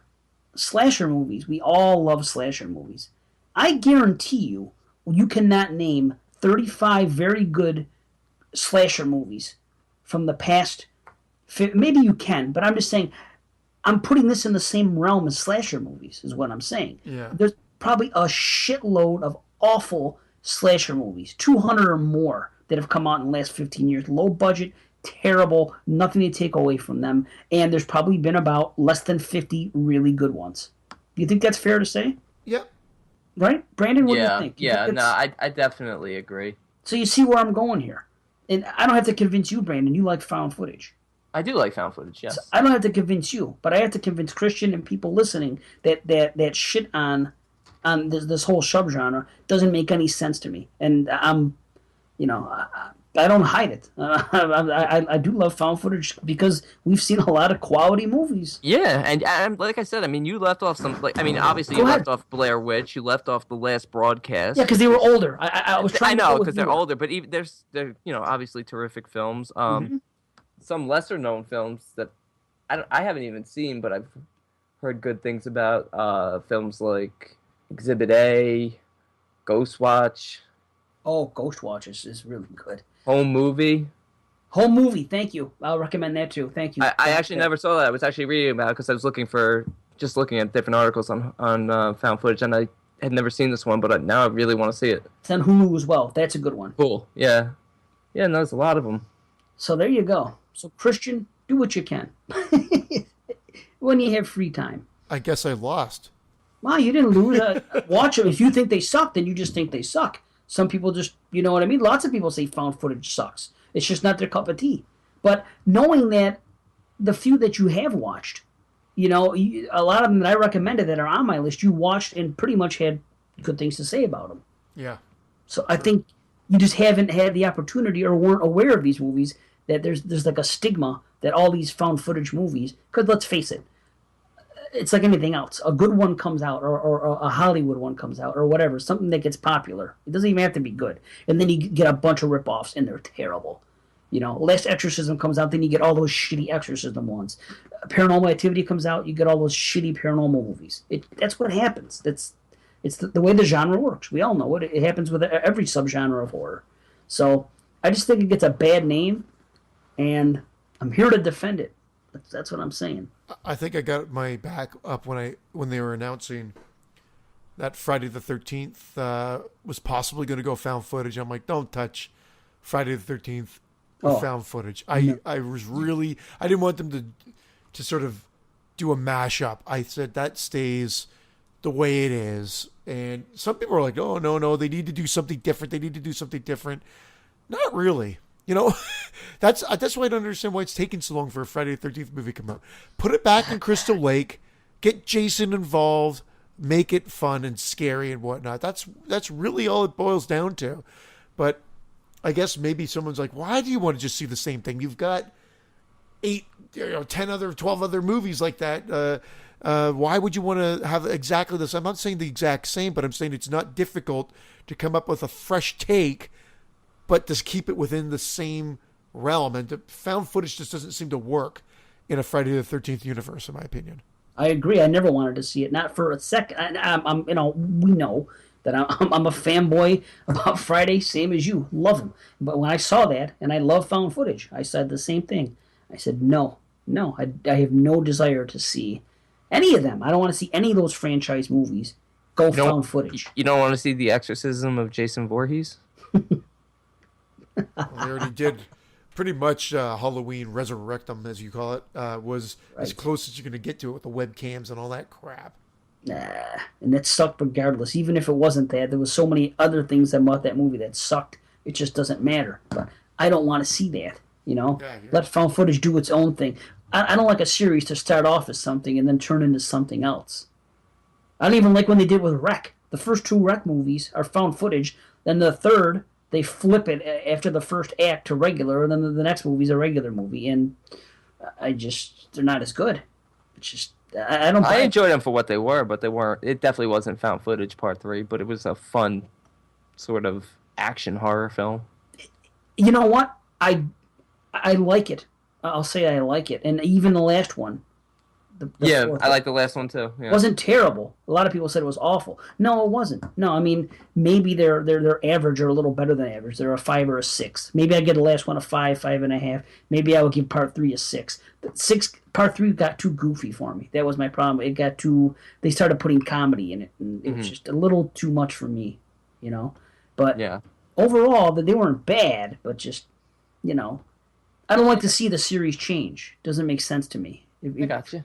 Yeah. You don't make I hear Friday you. the 13th start off as a slasher and then turn it into Supernatural, Yeah. etc. So there you go. Christian versus found footage. The challenge has been set. Take your time. Watch a movie when you have time. Anything Will do. off this list, and just give a synopsis. Give us a rating or something, because I want to know. I want to know what you think, man. Because I Sounds good. think found footage is gonna win. I haven't been training. Yeah, like a Rocky Four montage. Yeah. You're gonna see Christian there with fucking 3D glasses and everything. He's got 3-pound weights, a headband on, and he's listening to No Easy Way Out. Like, I could do this. I can do this. Yeah. He's talking about masturbation. Of course. What are you guys talking about? We're talking about The Invitation now. It's about that time. It's about that time. Okay. The Invitation, 2016. While attending a dinner party at his former home, a man thinks his ex-wife and her new husband have sinister intentions for their guests. This one's directed by Karen Kusama, who directed Jennifer's Body and Girl Fight. Oh, and yeah. Aeon Flux. Yes. So it's a woman, correct? Yeah, it's a female director. Yeah. She was actually on. I listened to, what do you call it, recently? What's that show? Killer POV, and she was on it. Oh, was she? Cool. Yeah, like 2 episodes ago. I gave that show a third chance, and I don't know. It was weird. I guess the first 2 episodes I listened to, they just happened to be the 2 episodes where they were really talking over each other, and the sound didn't sound good. And I said, okay, but I gave it a third chance, and I'm glad I did. So, Oh, nice. Yeah. Good to hear. Yeah, I hear nothing but good things usually about that show, but honestly, I just haven't been listening to other podcasts. He's I a really star. gotta stop. I'm too big. I know you are. You don't even call 22 shots anymore. I know, they called you out. I know. I gotta give them a call. It's not that. I'm just fucking lazy as hell. I know, we know. Even I heard that. I've been listening to their show. I got to be honest. Like, Good. this show got me into more long form, doing it, editing it, listen to it. But you guys recommended the 22 Shot show right from the get go. Yeah. And I listened to one way back when. I was like, oh, it's okay. And then I told you guys, and you're like, oh, they said that was their worst show. They hated it. And I'm like, oh, okay. Well, I have a couple of other ones downloaded and whatnot. And then I checked them out. And now I listen to them. I love when I'm on a long car ride. I love listening to them chat horror movies. It's great. I can't listen to them in the car. It makes me want to just swerve right off the bridge. Well, I was listening. I always listen in my car, and I almost fell out of my chair the one time. I fell out of my seat with the door opening and shit, because when Moods gave that rating, I couldn't believe it when he rated Jack Frost higher than Krampus. Man. Aside from that, Moods is a silly man. yeah, he's something. Krampus. Krampus comes out in 2 days. Yes, I'm getting it for my daughter for her birthday. Nice. Yeah, yes, she loves Yeah, it. I'm What a definitely movie. buying that. That's such a good movie. Yeah, my daughter's going to be 10 on the 28th, so yeah, she's getting that. And Nice. I'm getting her The Visit because she loved that one, so I'm so happy. I'm giving her Yeah, 2 that's horror awesome. movies. That's and, awesome. and The Peanuts, which we all loved as well. That was another good one. But, yeah. I didn't see that one. Who's in that one? I'm kidding. You took the safer joke. Because I was like, you're giving her the what? Oh, Oh, no. Even I have my limits. and I held back, and I thought you were talking about your wife's bleached asshole earlier. That's what I didn't want to say.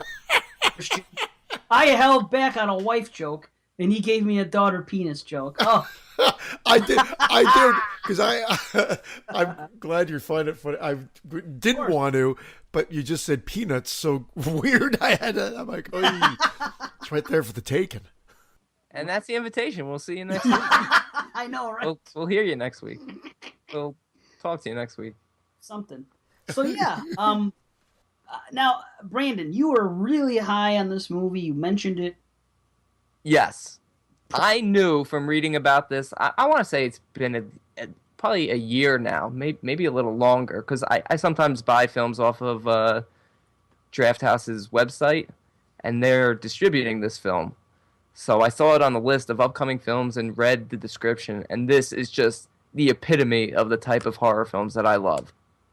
If there's films like this, for those of you who have seen it, whether you like it or not, if you know, oh, film reminds me of that, tell me, because these are the types of films that I generally love. These slow burn, atmospheric, sense of dread build-up type films where you're not sure what's going on. You don't. And this one, I benefited from going in blind.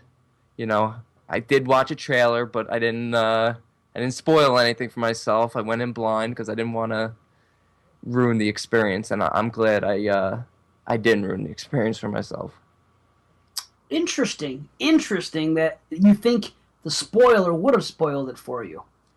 Where I think, and I'm going to tell you this, I agree with everything you said about atmosphere and slow burn and all that stuff. This film has all that going for it, and more. It has a lot going for it. The first 2 acts, I loved. I loved them. The sense of dread, you could cut the tension with a knife. It seemed realistic. The characters seemed realistic. It seemed like I could see myself being, what's the main guy's name? Will? Yeah. If I was in his position going to someplace, and most of the time I'm watching this movie through his eyes. He sees things are going on, and I'm right on board with all of that stuff. The thing is, for me, I don't think there is anything aside from the last shot, which we'll have to get to in spoilers, and the third act, which we'll have to get to in spoilers. Yeah. I can say this about it. To me, there was nothing to spoil. After the first 15, 20 minutes, it's all spelled out for you, where it went the exact direction that it set itself up to go. And that is where I think I'm going to differ from you when we give a rating. That was my ultimate letdown, was that I wanted it to do something different and not go the route that we were all... They even said the word in the first half hour. You guys are blah, blah, blah. They said it, and I'm like, okay, that was the obvious thing. I watched it for a second time tonight, and I had my wife watch it with me. Number one, I thought she would enjoy the movie because she reminded me, some of the people's reactions reminded me of her. She would have been that person that got the fuck out, you know? And I'm watching this, and I wanted to see what she thought about it because I liked it, and I also wanted to see if she was going to be able to say what this movie was about before they said it. And she did. So she's a normal person. It isn't like an experienced horror movie person like the three of us. You know what I mean? So I wanted that perspective. But that's what I got out of it, that it didn't turn into anything that I thought. Like, if I was directing the movie, I had an idea of where they could have gone with it, and I was hoping, even though I predicted it, I was hoping they were going to do something not exactly like that, but something along those lines, and they didn't. They kept it... I don't even know how to... do you guys know what I'm getting at without me having to say it? Sort of, but that's what I was trying to tell you guys at the beginning was... I know some of you were saying you could easily talk about this movie without spoiling anything, but I feel weird because we're fucking pussyfarting around the wording of it because of the fact that we don't want to say anything because we think it's going to spoil it. So I think I know where you're going with it. However, I kind of agree with Brandon here. It's like they said it, and we were like, oh, okay. I didn't know that's what it was all about. I was like, what's this about? Where are we going? What's happening here? Okay. It built. It was a slow build, and they gave you another bit of a layer. Then they pretty much told you, but then they play with this whole, is it all a mind fuck? Is it all just a misunderstanding? And I think the ending is the perfect payoff. Yeah, I'm with Christian on this. I think there's bigger themes at play here that people might miss, and they might judge this film and be like, oh, well, it just got ridiculous in the end. And I think a lot of people aren't going to necessarily love the third act. The first 2 acts, you're right, are perfect. Yeah. They really are. I loved Logan Marshall Green, who played Will. That was just a phenomenal performance. Oh, the acting in this movie, some people say everybody was great. He was awesome. Everybody was great. Yeah, and John Carroll Lynch, he's very, very underrated actor to be. Yeah. With. He's always good in everything. Obviously, Twisty and what's the show? American Horror Story and He was in Walking Dead for a few episodes. yeah, He was in, Zodiac. Zodiac. That's what I Yeah, remember the first Yeah. time I saw him. that scene at the Great end actor. Yeah, man. and Gyllenhaal staring at each other. Oh, Yes. yeah, he's a terrific actor, but this movie was terrific, and I'm glad you said that you have an idea of what you would have liked to see, because that's the one thing. It's like, okay, it kind of played out once. It kind of played out. I'm not gonna say I saw it playing out this way, but it didn't do anything for crazy shock value. It didn't switch things up. It didn't. I felt like that would have been a cheap thing to do, to be like, oh, well, we got to do something just to be different. I feel like it played true to the themes it was trying to get across, which were some serious themes. And there was a lot of, I mean, the whole film was excellent dialogue, but there was a lot of dialogue that gave hints to what was going on and to the bigger picture. There were words being used, things being said. And overall, it was just like a really gut-wrenching film. I don't think it got ridiculous in the third act. Don't get I me feel wrong. like I feel like some people are gonna say it. A few of the posts I read, and we'll get to that. I'll save that for spoilers. But a few posts I read said, "Well, this wasn't realistic, and this was silly, and this was." But was it really? No, that's not my beef. Yeah. Okay. No. When we get to it, Yeah, that's not my. because- Absolutely. I think in the meantime we could just, talk about the story. What we can say is that, these people are all being invited to this get together. Yeah. They haven't seen each other in 2 years, and Yeah.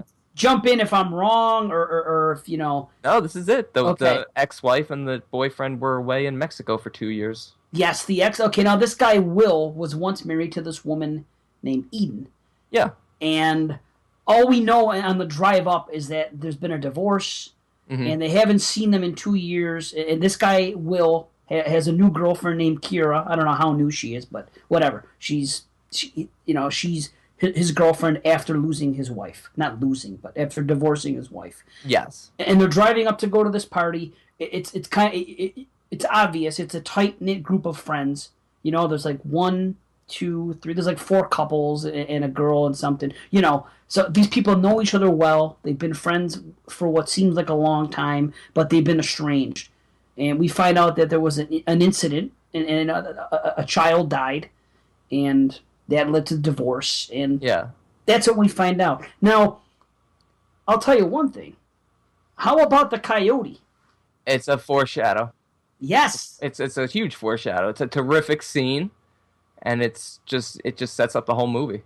Yes, Oh, yeah. it does. Well, I'm the glad first, we all the caught first it. shot, a lot of movies would have had her say, "Hey, Will," or whatnot, and then cut to him spaced out, driving. It's like, "Hey, Will, I just called your name."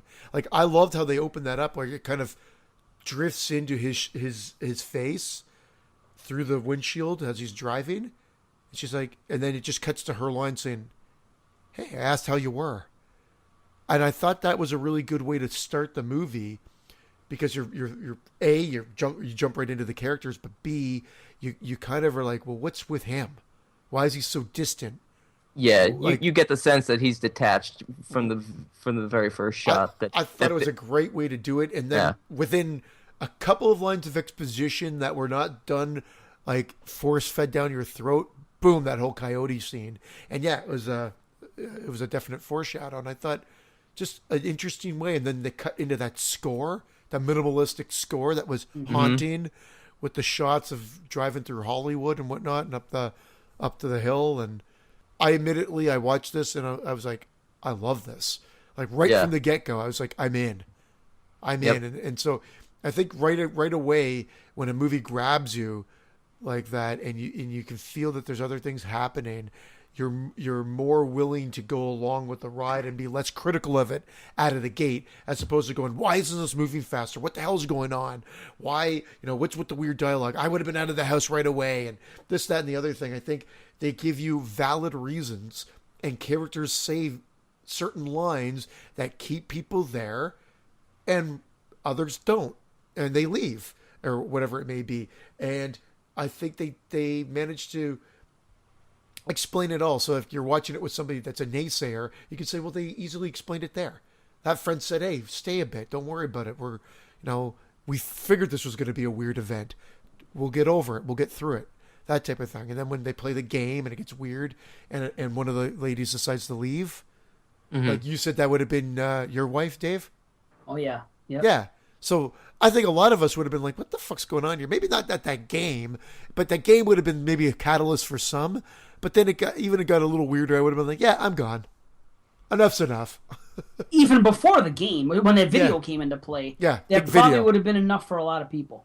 But Yeah. I think they still explained it enough that they're all kind of quirky, but they hadn't seen each other for 2 years. They're all Right. kind of weirded out by it. Sorry, let me rephrase that. They're all weirded out by it, but because they hadn't seen each other for 2 years, they're a little bit more forgiving, and there is that little awkwardness, the social awkwardness for a bit, and then, it gets to the next part. I always felt like they explained why the people were staying rather well. Yeah. And I think people are going to question, well, why didn't Will leave? Why didn't the main character leave? Because he was the one who was so suspicious throughout this whole movie. Something's up. But you got to remember, this was his and Eden's home where they had their son. Yeah, exactly. He's walking through the house. He's thinking back of all these memories. He needs to be there. He's coping. He's trying to cope. And he's not doing a great job of it. He's fucked up, is what. No, what's going on. he needs to be there. He needs to. Right. I mean, he obviously still cares about Eden. He notices right away that her behavior is completely off, and so he just needs to be there.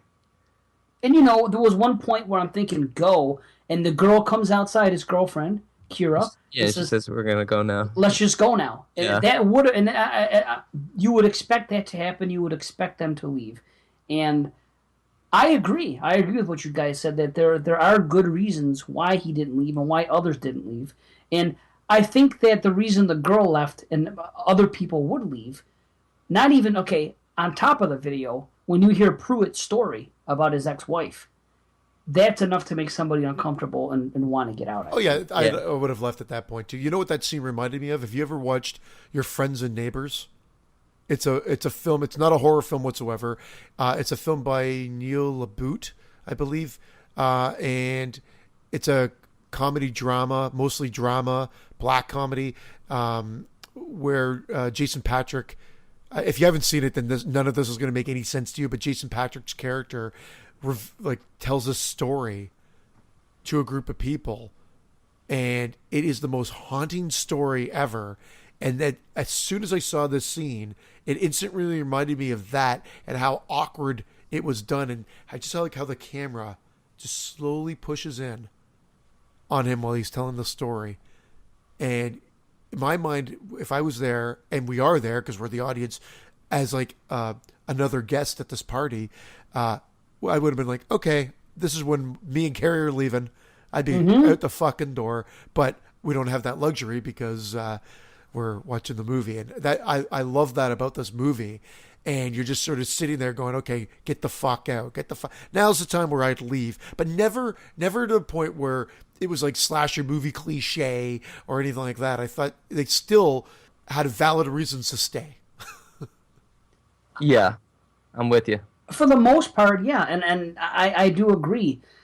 I think that story would have probably done it, and that happened before they did the game. Or no, that was part of the game. That happened before the girl decided, I want to get out. So I think hearing that guy's story may have been enough. And, it was awkward anyway, just because that guy was even there.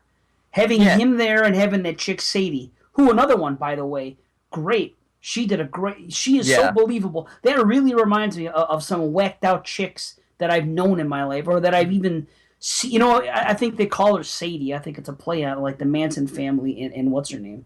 Sadie Mae, Sexy Sadie, that whole thing. Was she pantless? I mean, I know she was without pants on, but was she totally naked at the beginning, other than a shirt? Or really? I think she was bottomless. I never noticed. What? It was a bottomless party. When Will was looking, she was like standing there. She's in silhouette, but that's why you can't tell if she was wearing like. But first time I saw a full bush. Yeah. What? There was bush. It was a pizza slice. No, it was a breadstick. This again? Hey! It's episode 10 all over again. Right? Well, she was a freak, man. She was a freak, and she was whacked out, and you can tell when she's talking that they probably have something going on sexual. And just the fact that she was there and Pruitt was there, and then Pruitt, his story, that would have been enough. And the way she was acting, I love you, and just it's so believable. And again, I'm with you guys on the soundtrack, and I was sucked into it. All that stuff. I'm not. There's nothing I can complain about as far as the story. I'm really into it. I'm seeing it mostly through Will's eyes. I think that's the intent. You're supposed to be seeing it with him and experiencing all this and the uncomfortableness of everything. I'm completely on board until what happens later just seems too telegraphed for me. And I guess I was expecting something else to happen. But I'm not ragging on it. I just think that, the production was great. I mean, you can't say that technically everything was right on. There's nothing to complain about there. And the characters are good. The acting was good. The dialogue, I had no problem with any of that. It's a good movie. I was really into it. And like I said, it's the tension. It's crazy the way it's played out. I really can't say enough about the first two acts, how much I enjoyed them. And then it changed. But I mean, we're going to get to it in spoilers. But there's things I want to talk about in spoilers that maybe it's going to change some things for me. Particularly the ending, the very ending. There's some things I want to get into there, the theories. But see, and I love it because the very ending is referenced early in the movie too.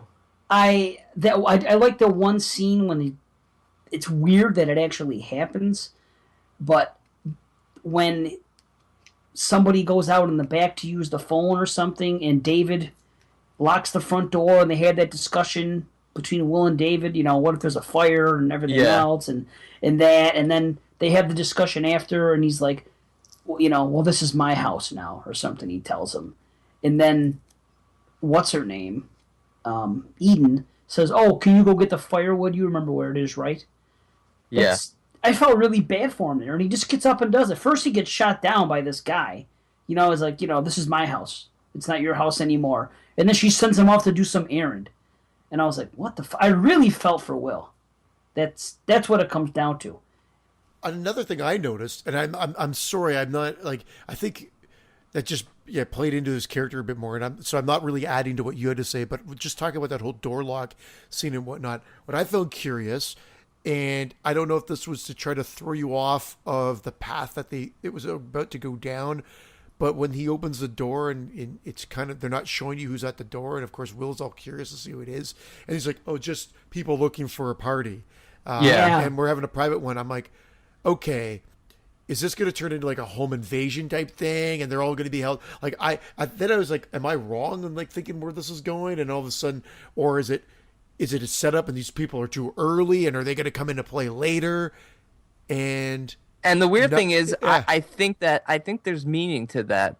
I think there's something up with that, because there's a lot going on and a lot referenced in the film that makes you wonder why people are showing up, especially given such a remote location. Yeah, what? I think the end explains it.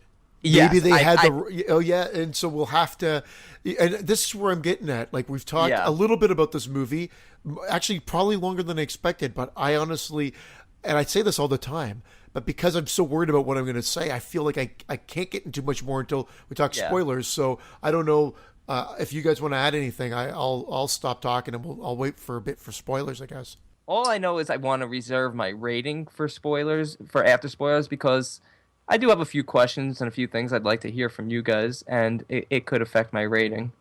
So, because I haven't decided. I mean, I have my ballpark where I am, but... Me too. I'm with you on that. I guess we can give the other one first, the exploding head grade. Yeah. And mine could change too. Yeah. But I at this point I'm gonna say what's the one? What's the crazy one? The mild bleeding something head shaking. Mild head rumble with eye, nose, and ear bleeding. Thank you. You're gonna have to do it every time. We'll be on show 100. I'll have to ask you, Christian, what it is. Hold on. Mild rumble. ear Mild rumble. Messed it up on the second word. Mild ear. With ear and nose Mild- bleeding. Mild head rumbling with ear, nose, and throat bleeding. Right? No, mild head rumbling with I had eye, that. nose, and ear bleeding. Eye, nose, and ear. I said ear, nose, and throat. I was thinking of like the ENT. Yes. So ear, eye, and nose. Mild head rumbling with eye, ear, and nose bleeding. Mild eye, ear. Okay, 2 E's and an N. Okay, een. Okay, that's how I'll remember it. Een. Een. Mild rumbling with ears, eye, and nosebleed. That's what I'm giving right now. Stay tuned. MR een. MR een. Marine. Mr. Een. There you go. Okay, we'll get this. We'll figure this out, guys. Yes. That's what I'm gonna say for now. You guys, are you guys gonna go full blown? I'm gonna hear this. You want me to go, Christian? Go ahead. Yeah, right now I'm full head blown because I absolutely loved every second of this film, and it was exactly what I wanted it to be. So right now I'm full head explosion. Again, I totally forgot what the ratings are for that. I know it's very high, and I am thinking very high right now, but it could adjust a little bit either way depending on our spoiler talk. But my head definitely exploded. I'm right with you, Brandon. Total head explosion at this moment in time. Yeah. Yes. And I've watched it twice. Typically, when we were doing these shows, I'm not like Dave and do 2 or 3 or whatever the hell it might be, with like the Vitch. Like, clickety clackety, I watched it 3 times. Clickety clackety. Clickety clackety. But when I watched this, I was like, I have to watch this again soon, like right away. And I wanted to watch it with my family. I said, no, I'm going to watch it by myself again. I like to look at it from a movie making standpoint too. Oh, such a that's how I nice look looking at it. film. But anyway, that's it. And unless anybody has anything else to say, I'm totally cool with going to spoilers, as I already mentioned. Yeah, we will. I mean, bottom line, anyone listening, I said I love the first 2 acts. These guys said they love it all. If that's not enough, that's enough of a ringing endorsement, you know. And people that are going to stick around for spoilers, you know, who knows what we're going to say by the end. Yeah, and check it. And if you haven't seen it, check it out. Then come back to the spoilers and see if you agree with us. Definitely. Yeah. It's timestamped, like we do. So come back and listen to that. Yeah, timestamped, whatever that is. Whatever that is, he said. What you got right above your asshole? I was thinking of his asshole. That's tramp stamp. I was thinking about his asshole. That was what David said. I was thinking of his asshole too. Yeah, when he said timestamped, and I was gonna make an asshole joke about him, but Brandon's asshole's on all over my. Yeah, this is the 11th episode in a row where my asshole has come into play. we're gonna have show 13, the listener's choice. It's gonna be called Brandon's asshole. Yeah, I guess what I'm trying to say is I'm really good with kids. Woo! All right. Okay. Man. Okay, guys, we're gonna go into spoilers. So people that are gonna say goodbye now, goodbye. We'll see you next show. Subscribe, man. Subscribe. Yeah. And let me know who posted that list. Yeah. And Somebody, I think it might have been you, but I can't find it again. Let me know. There you go. So, okay, let's go into spoilers in 5, 4, 3, 2, 1. Spoil away. Bruce Willis was dead the whole time. Yeah, let's spoil everything in sight. Yeah. So it's a cult. But I mean, again, I think we could have brought that up in non-spoilers because they do bring it up with the video 50 minutes into the movie type thing, 20 minutes into the movie. So that's why I think they take you for a ride. You're like, okay, so they've been invited here to join this cult. Are they really just trying to cope with this death and use this dinner as a catalyst? Something's up. Obviously, they're there for a reason. And it does, all fingers start pointing towards cult when door number 2 over there shows up and he's really creepy looking and walks in, and they've got that crazy girl that met them in Mexico that is there too. Yeah. Yeah. Sadie and Pruitt being there definitely makes it like you realize that something is truly truly up, and it really does kind of seem like it's a cult, even though they're joking about it. You kind of know, like, okay, they were in Mexico, they met these two weirdos, and something's up. Man, you knew it, I think. Now, correct me if I'm wrong. When they go into that room, and in the beginning they go into the kitchen, and it's the exes. You know, it's Will and it's Eden. And then the other guy walks in, and even before he walks in, she says that, I don't have any paint anymore, I don't have this, I don't have that. Did that happen before anybody mentioned cult and before fucking Pruitt and the girl showed up? Yes, yeah, they're talking about letting go of pain and stuff. So, you know, there's been some sort of healing, brainwashing, some sort of... Right. Yeah. That's what I'm saying. As soon as that girl said that, I'm like, well, okay, this is the cult movie. Boom. You know that right there before anybody says anything. Then those people come in. Then you say, okay, yeah, something's going on here. Then they go out and they come back, and they're laughing at the one girl saying it. And they go, oh, my God, they're in a cult. You know? Yeah. Okay, it's completely obvious. Then I they show don't, the yeah, video. and I don't think the fact that it's completely obvious, because it is completely obvious, and Right. everybody I don't should think be able that's to pick the up. point. Yeah, I don't think that's the point. I don't think it hurts it. Like, I remember when we were talking about Goodnight Mommy from last year. I saw the twist coming right away, and then it was revealed at the end as a big twist, and I'm like, they really didn't need to do this. I saw it. So sometimes I don't feel like things have to necessarily be a twist. Like, I don't think they were trying to hide the fact that they had joined this group. You just don't know what the end game is here. You really don't. I guess I was thinking, I don't know why I wanted something else. I just thought that when the third act came, there would be a change in something, and I'd be like, oh, awesome. And it really didn't happen for me. That's what it was. I thought I didn't enjoy it. I was fine with it.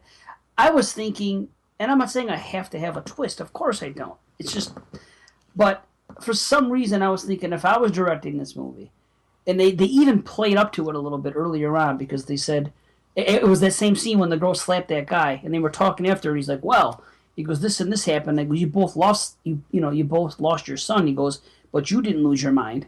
And then he corrected me. He goes, oh, I didn't lose my mind. Like that.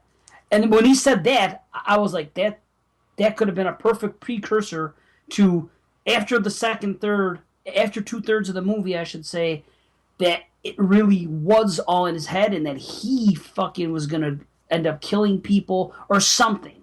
That's the way I would have made it. And I don't want to knock the movie because it didn't do something like that. That sounds stupid too. It just seemed like right off the bat we knew where it was going to go. This is a cult, and obviously it's a horror movie. They're not just going to say, well, join us, and if you don't want to join us, go on your way. So you kind of knew where everything was going, and I guess that's what bothers me, was that it just, I think your critique of that is exactly what they're trying to do, though. Like, they're trying to say he's not, like, he has a ton of breakdowns throughout the movie. So we're always questioning, is it just in his mind? And the movie keeps doing that.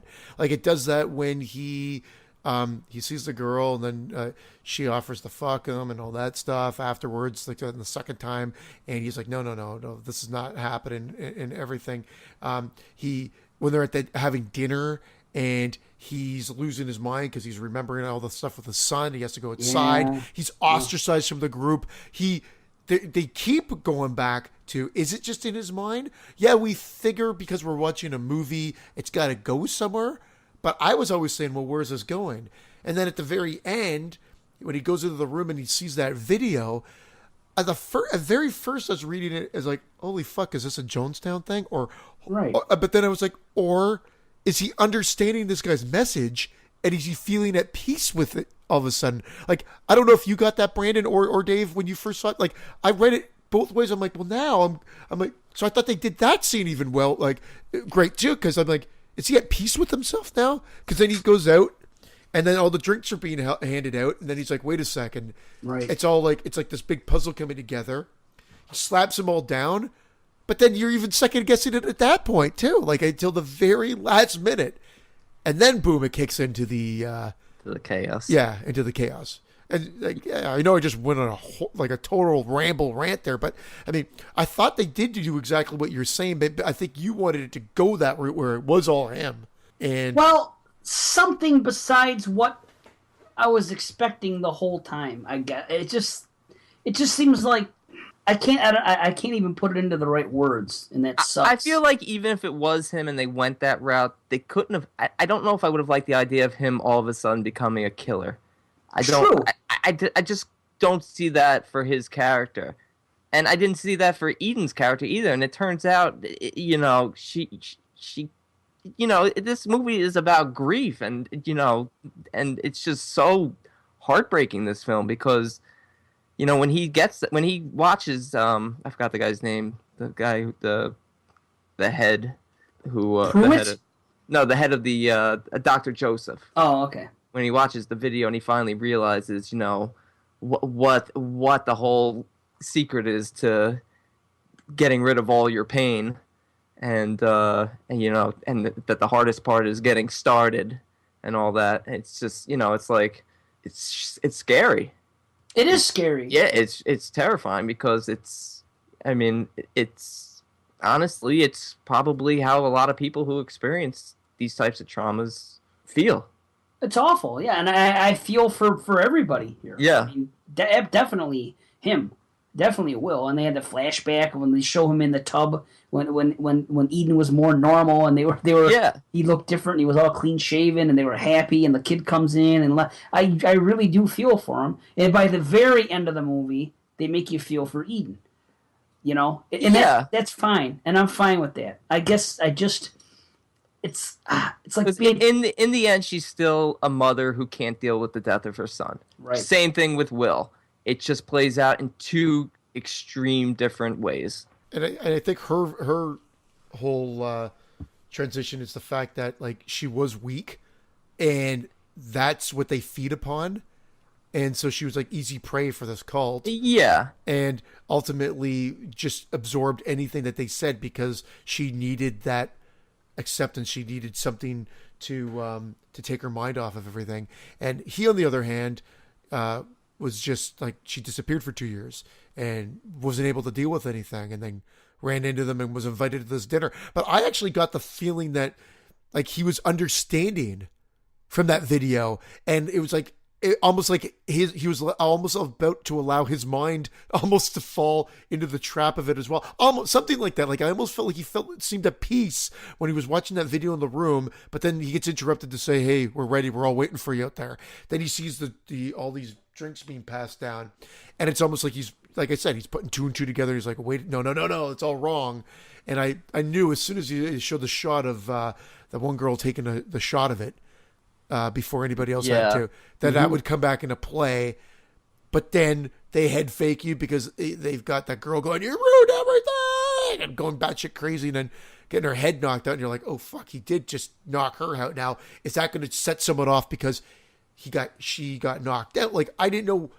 Again, we played it right to that moment, but then boom, they cut to the girl, and of course she's foaming at the mouth and dead, and then it just goes batshit crazy from there. So.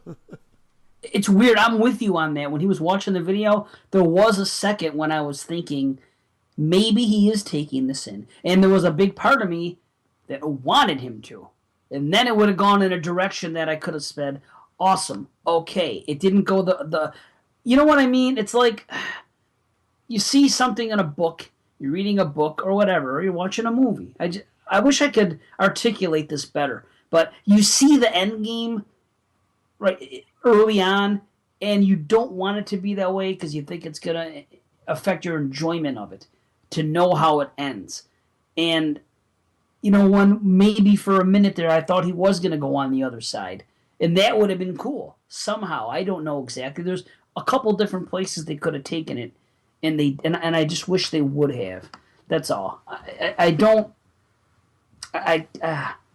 I'm the only one that feels that way, so I don't know. It's just, I wish they could have done something different that way. And I don't understand, like, the end game here.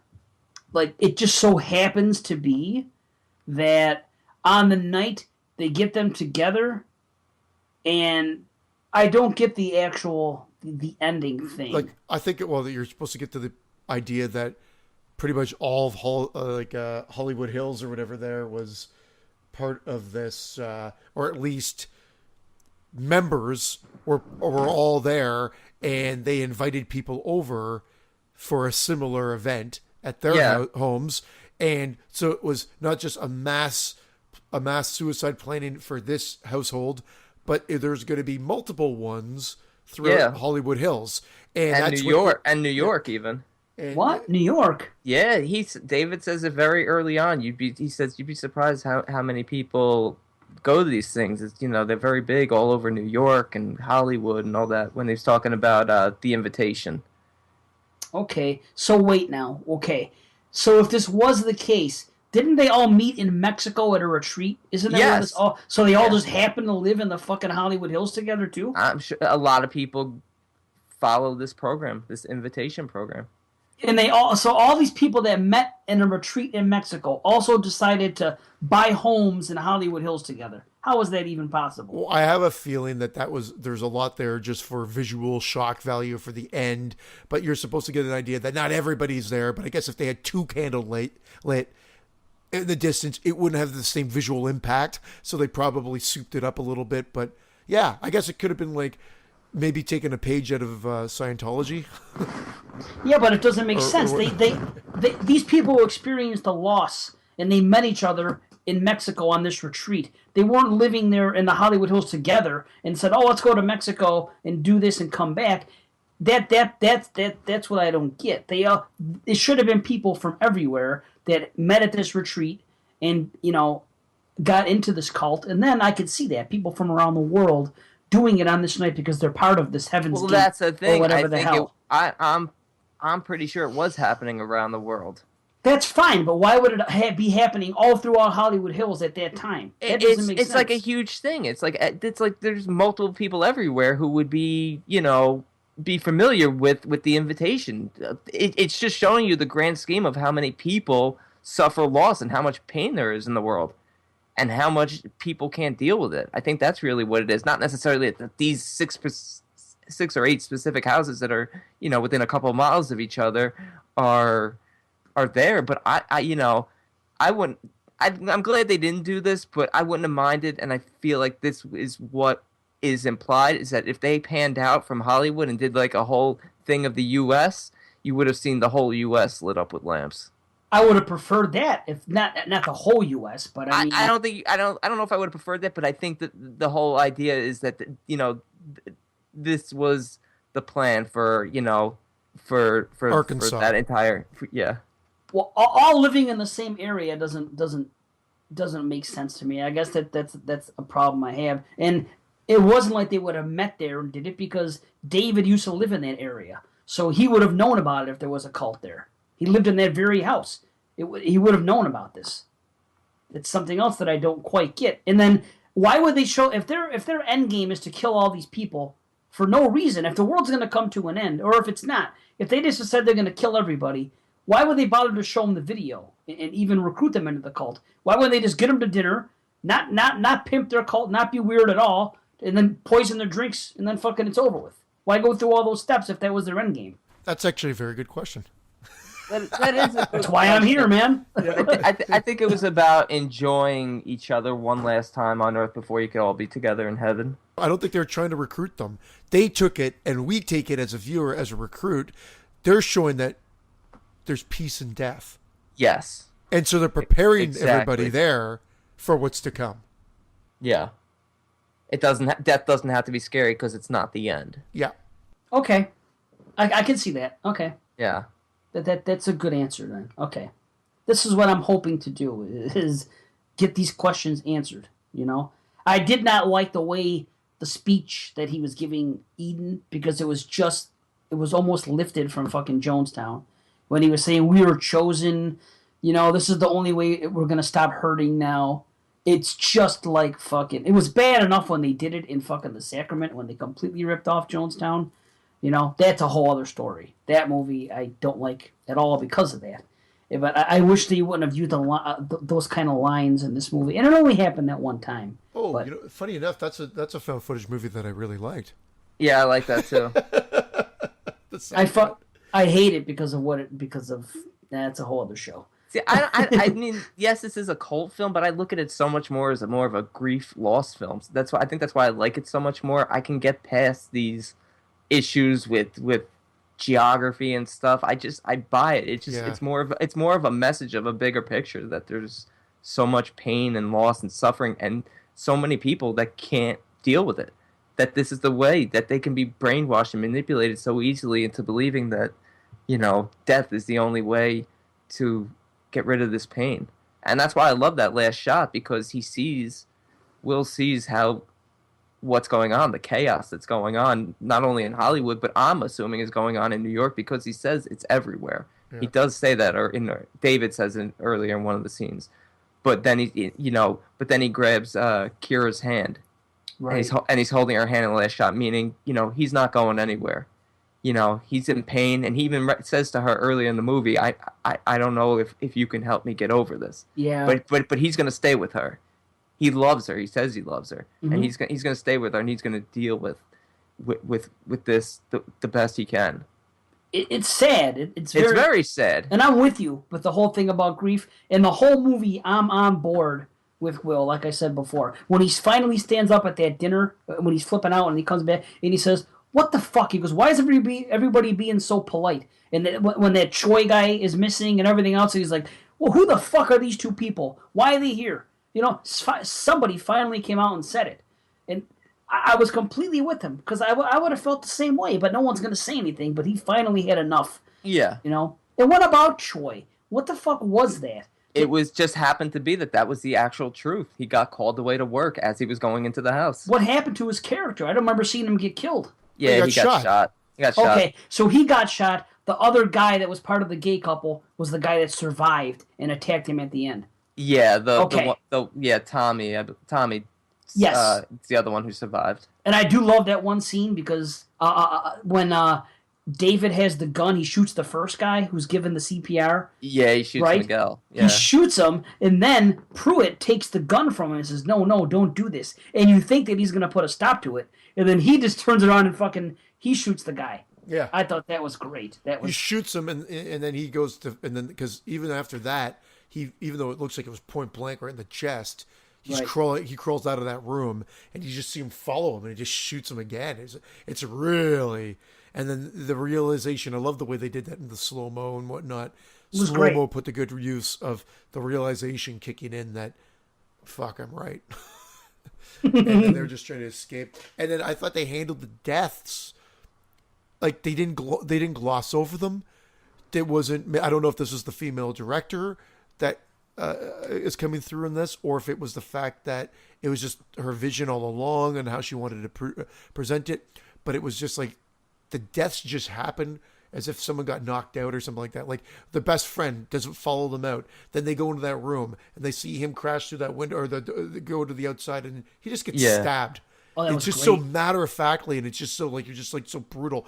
And there's then shot. Yeah. One great scene before that actually is when batshit crazy girl just comes tearing out. Like that little scare was probably one of the scary, I'd say the jump scare of the movie, because the movie is scary more of the theme, the thematic elements of it, whereas that is actually like just really a scary moment, which is just like comes at them. And then I thought it was really sick when you just see her sitting there dying, like try to gasp for breath. They take the fire poker from her. Yeah, I thought that was a great scene. The look on her face, like unsettling. Very unsettling. Yeah, you could just sense that there's so much pain amongst these people. That was great. I don't understand what happened to her though. The head wound when Will knocked her down, it eventually caught up with her. Yeah, she must have gotten like a second wind chasing through the house, and then eventually was just bleeding so much from her head wound that she was laying on the couch pretty much just dying. Thank you.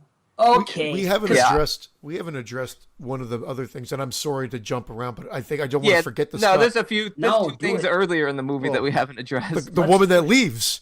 Yes. Her fate. So I read up about this too, because I assumed he just killed her. Mm-hmm.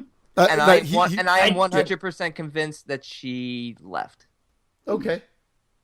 I shouldn't say 100%. I'm 95% convinced she left. So the reason I assumed that was only because they do it so well because of you. I mean, you know how it was filmed, where he's Yeah. watching every move happen, and then of course he goes to get her, and then he gets interrupted Yeah, and then to she starts talk. to pull away behind Yeah, the bushes. and then Yeah. exactly, and then you don't see the rest of it. And I read on IMDb. Are you happy, Brandon? Not Internet Movie Database, IMDb. We finally did it. Yeah, I read on there that on the message board that they went to a screening with the writer, director, and producer in tow. I believe producer, but writer, director in tow. And they asked, and they said, "It's up to you to decide." Like, it was simply that. Well, They did. here. Yeah, sorry. Okay, here's what it was. I was thinking if you didn't make it to the point in the dinner where it was time to drink, you could leave. But some people are saying, well, you accepted the invitation. Yes. Yeah. The invitation, so you're required to fulfill your obligation. Yeah. But that's how I read it. I just think she left. I think he genuinely tried to talk her into staying because they'd like another nice, lovely person to join them in the afterlife, to be with them forever, but she didn't. But I don't know. The fact that it's Pruitt's character that went out, it's obviously there wouldn't have been many other choices. If it was David or Eden or Sadie, those would have been the only other choices. Then I think it would have been. But I love I don't that. know, yeah. I love that they didn't even answer it. Like you don't get that answer. Yeah, I like that. Totally left for. There's no right or wrong. It's left to your discretion. Yeah, I like that. I like that. Yeah, I like that too. I'm cool with that. Now, what about the roaming party guests? Yeah, well, the other thing we brought up that I didn't Yeah. want to get in too much. So, what do you make of that? Do you think they were part of the invitation, but maybe at the wrong house? That's exactly what I thought. Okay. After the movie was over. Yeah, not yeah, right yeah, away. yeah. I'm like, what's going on? They're looking for a party on foot. Well, that's it. That's what I Like was wondering. clearly, they're looking for one of the houses because they're all up in the hills. Yeah. They just So have there the you go, wrong Dave. house. Like, so it doesn't necessarily have to be well, no, I guess if it's the invitation, I guess they do have to be invited to it. But yeah, my guess is they probably have an invitation, but not for that house. Yeah, I could buy that. You know what I figured? I thought it was like neighbors that were also in the cult, and they were checking on them or something, saying, "How's everything going with your thing?" I don't know what I was thinking. Maybe. I thought that at first, but then once the ending played out and everything, and the lights at the end, then I figured it was kind of okay. They were probably just looking for another house. Yeah, I mean, it's cool that nobody really knows. I mean, it makes sense that they, even if they met all these people down in Mexico, a guy like Dr. Joseph, charismatic, can brainwash these people, says all the things that these people want to hear, can brainwash people and say, you know what? This guy lives in the Hollywood Hills. It's remote. We're gonna get you all houses out in the Hollywood Hills, and we're gonna orchestrate it this way. I mean, I know it seems kind of ridiculous to be doing this with this type of movie, but like I'll even go that far just to justify it in my own mind if just for that point, because it doesn't really bother me that they're all so close to each other. It's more about the grand scope of, I just find it weird that if they all got together because of loss and grief, that they all would be in that distance of each other. I don't know. You know what? It's also kind of reminiscent of The Village. And that's why I think the point is that it's much bigger than just that area. I think it's everywhere. So that many people were grieving, and they decided to get together and just to whack everybody just to do it. I mean, think about it. We've because they talk about that everyone has suffered loss and everyone's suffered this, and not trying to understand you, don't try to understand me. But I mean, literally, is there anyone on this planet who hasn't had to deal with loss? Yeah, but we don't all go to a retreat because it's turned our lives upside down. We don't all do, but people have. Well, yeah, but I'm saying the amount of people that would do that, I don't think would live in that close to each other. They're making it sound like it's over 50% of the world. I mean, maybe not the world, but if you go by what you see in the end shot, all these places are in the hills. They're there. There's dogs barking. It's only like 10 lights you see, I think. I don't even notice the lights. I'm just talking about the helicopters flying and the sirens and the gunshot and the dogs barking and just nonsense. Just basically like mayhem. Well, almost like the end of Fight Club when they're sitting there holding hands and the fucking shit's collapsing. I don't know. And that's also there to show the strength of the human spirit, because it's basically saying that not everything went as planned. Not everyone was willing to drink the Kool-Aid. Right. There was resistance. Yeah, there was. People chose life with pain rather than death with no pain. Because it was too obvious to not. Who would take the drinks if you were to go to that party? And as I'm watching this movie with my wife, she even says long before the end, she's like, when they serve the first wine or the second bottle of wine, she's like, I bet they're poisoning them with that wine. Wouldn't you be checking it? You would think that a lot of people would be like, hey, they're acting weird, they're talking this cult shit.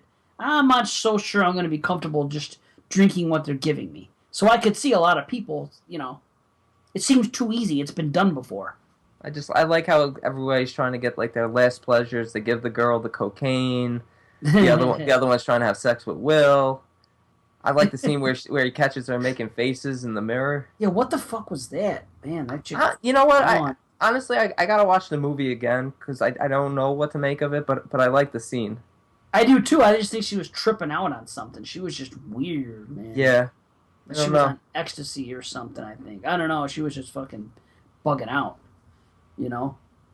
But there's a lot of strong stuff about this movie. It's a thought-provoking film, which is what I like the most about it. Very thought-provoking. Absolutely. It's gonna stay with me and with people who enjoy it, and probably with people who don't enjoy it long after they view it. Yeah. What do you call that? His name's Pruitt or Pruitt? Pruitt. Sorry. So Pruitt, he said he went to them not out of grief. He just said he killed his wife, went to prison, did the time, came out, felt he was the same man. Yeah. Right.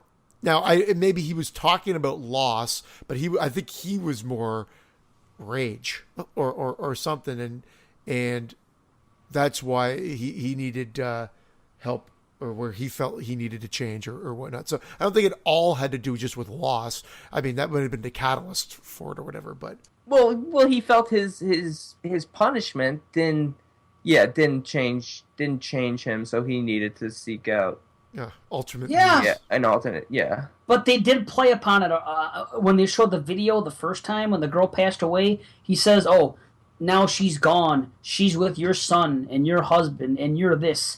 It was basically everybody in that room had lost somebody. Look, he played upon it. Who doesn't want to view death like that? That's the way everyone wants to view death. That after you die, you're with loved ones. Of course, but this guy knew that they specifically who they lost in their life. Yeah, he mentioned it to them. So my guess is that they went there because they couldn't accept the loss of that person. That's why they were there. Just like The Village. It's a lot like The Village. If you remember that movie, Shyamalan, when they all met because they lost somebody. Somebody got killed, and they wanted to get out of society because society's too violent now. So, very similar to The Village. Yeah. That's how they met. Except they didn't form a cult. They just formed this, I guess you could call it a cult. I don't know. Which had Brody in it, who was in Dice. Oh! Nice. Full circle. 6 degrees of Dice. Of clay. Get it straight. Oh, now. Clay, sorry. Come on. I'll tell you this. After the conversation, I've gone up a little bit. So, that's fine. I'm glad that, you guys were able to help me out a little bit. I was hoping for that. I can accept it. There's some things that I still think I'm a little skittish on, but my grade went up a little bit. So, that's something. Well, cool. Are you ready? Are we ready for grades? If you guys are ready. If you guys want to blow the movie a little more, go ahead. I got all listen to. Bleached assholes and, blow a movie a little bit. Who knows? Tickle the balls. With a feather. Yeah. A feather duster. Is that what Feather Christian dust said? the balls, yeah. Or a dustbuster. Oh, now you're getting kinky. She's gone from suck to blow. Yeah. Yeah. Okay, I'll just get out there then. I was going to only give it a 7. Wow. I was only on a 7 because of the predictability of the third act and because the ultimate ending and not buying it. But there's plausibility there, and like I said, the first 2 acts are so strong. That's why I still gave it a 7. I just didn't like what happened at the end, But I'll go up a whole point. I'll say 8 out of 10. Nice. Yeah. Did it again, Christian. We got him. This movie sucked. 1 out of 10. Yeah.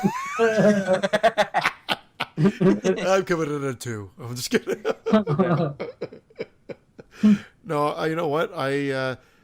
When I first watched it, I'm like, yeah, I think I thought I might even be a 10 out of 10. Like, I loved it that much, and I still love it that much. I watched it again, and nothing went down. But I'm not gonna just Dave Z witch this up. I think I'm going to give this a 9 out of 10 because I still think that's a great mark, and I love it. And I'm gonna revisit it when we do our year ends again and see where it sits if it makes my top 10.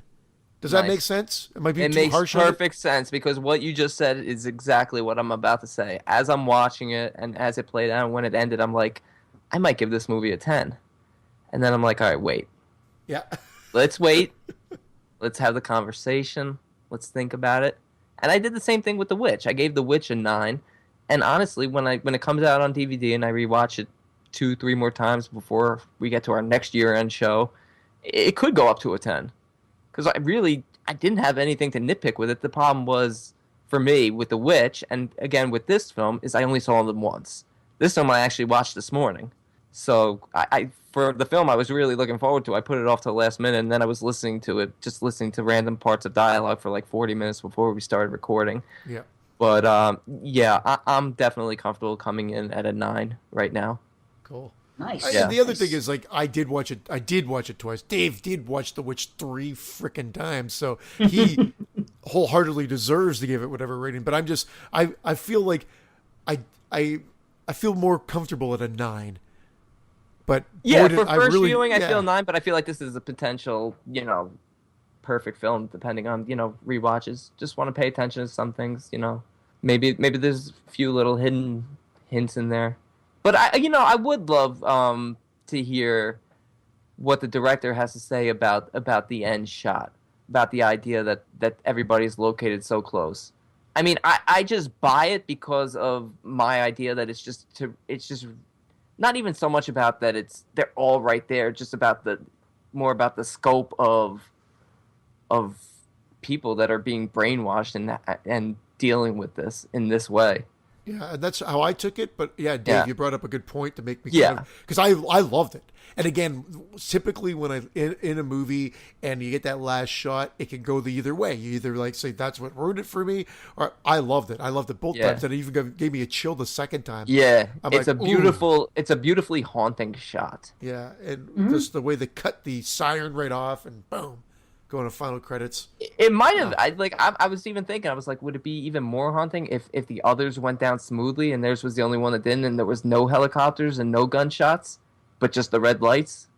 Yeah, you never know. Like if just the red lights would have been. It's just the red lights, and complete silence. Yeah. Like Will was the only one who stood up. Everyone else went according to plan. But honestly, these are things that upon rewatches and stuff, I'm gonna be like, oh. Well, it's not going to go below a 9 for me, but it could go up. I just realized, why do you think they even lit the red lights? What the hell was that? For what reason? Maybe it's like part of it. Yeah. To who? They're all going to be dead. What's the difference? A solidarity thing. We're all in this together. We all have each other. We all have love in the afterlife, when maybe there are lights to guide them. These cults, these cults like I know any fucking cults, but cults, this is what they do. Last week we all killed ourselves. We lit lamps. Yeah, it's just to show that they're part of it for when the helicopters, police, and everybody else eventually come to clean it all up. Oh, it's a statement. Okay.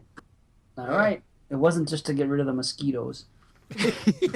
Fucking citronella. They're not citronella lamps, no. Right. It's California. I don't know what they're doing out there. That would have been funny if they showed each house at the end. Everybody's walking out of the house is fine, and then there's just like a pile of 40 billion mosquitoes, dead mosquitoes.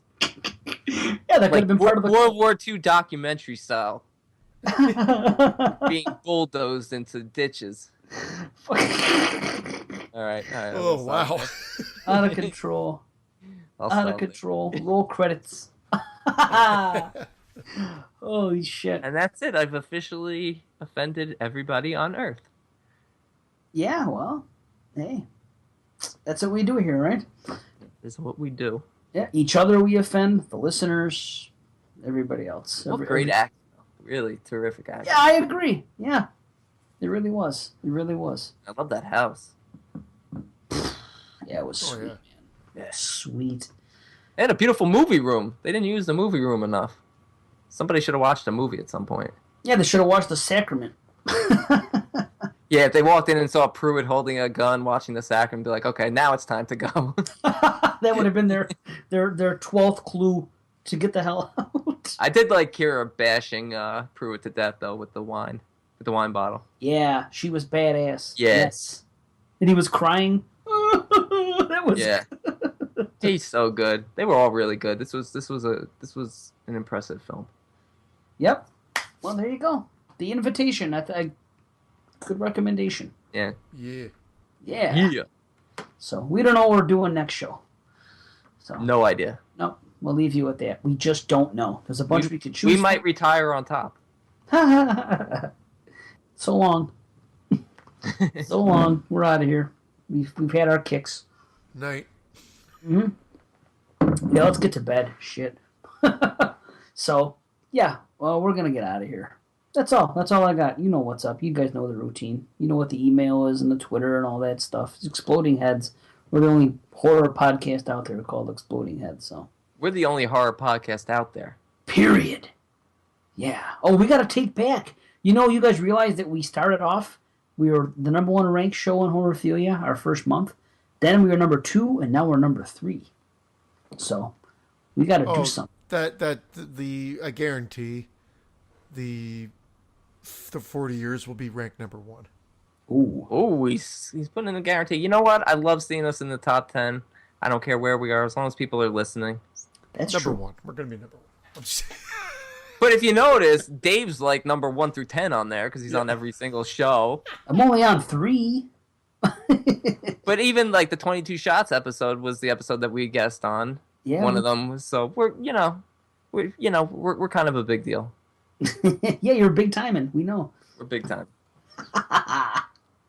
So yeah, let's get the hell out of here. And we don't know what we're doing next show, but let's go back to the old format for that show, definitely. Yeah, Old 6 and- movies.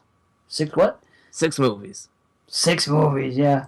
An old, a very old, an extremely old, a new, a really new, and not even out yet. Not even out yet. Yep, just the screeners we got over here. And then we'll do, what's Bill C's movie called? Scary Movie? Or, no, what was that? Scary Tales. Scary Tales. Yeah. We'll do that one of these times, too. Yeah, definitely. Scary Tales. So, yeah. All right, let's get the hell out of here. You guys have anything else to say? Good night. Thanks for listening. See ya.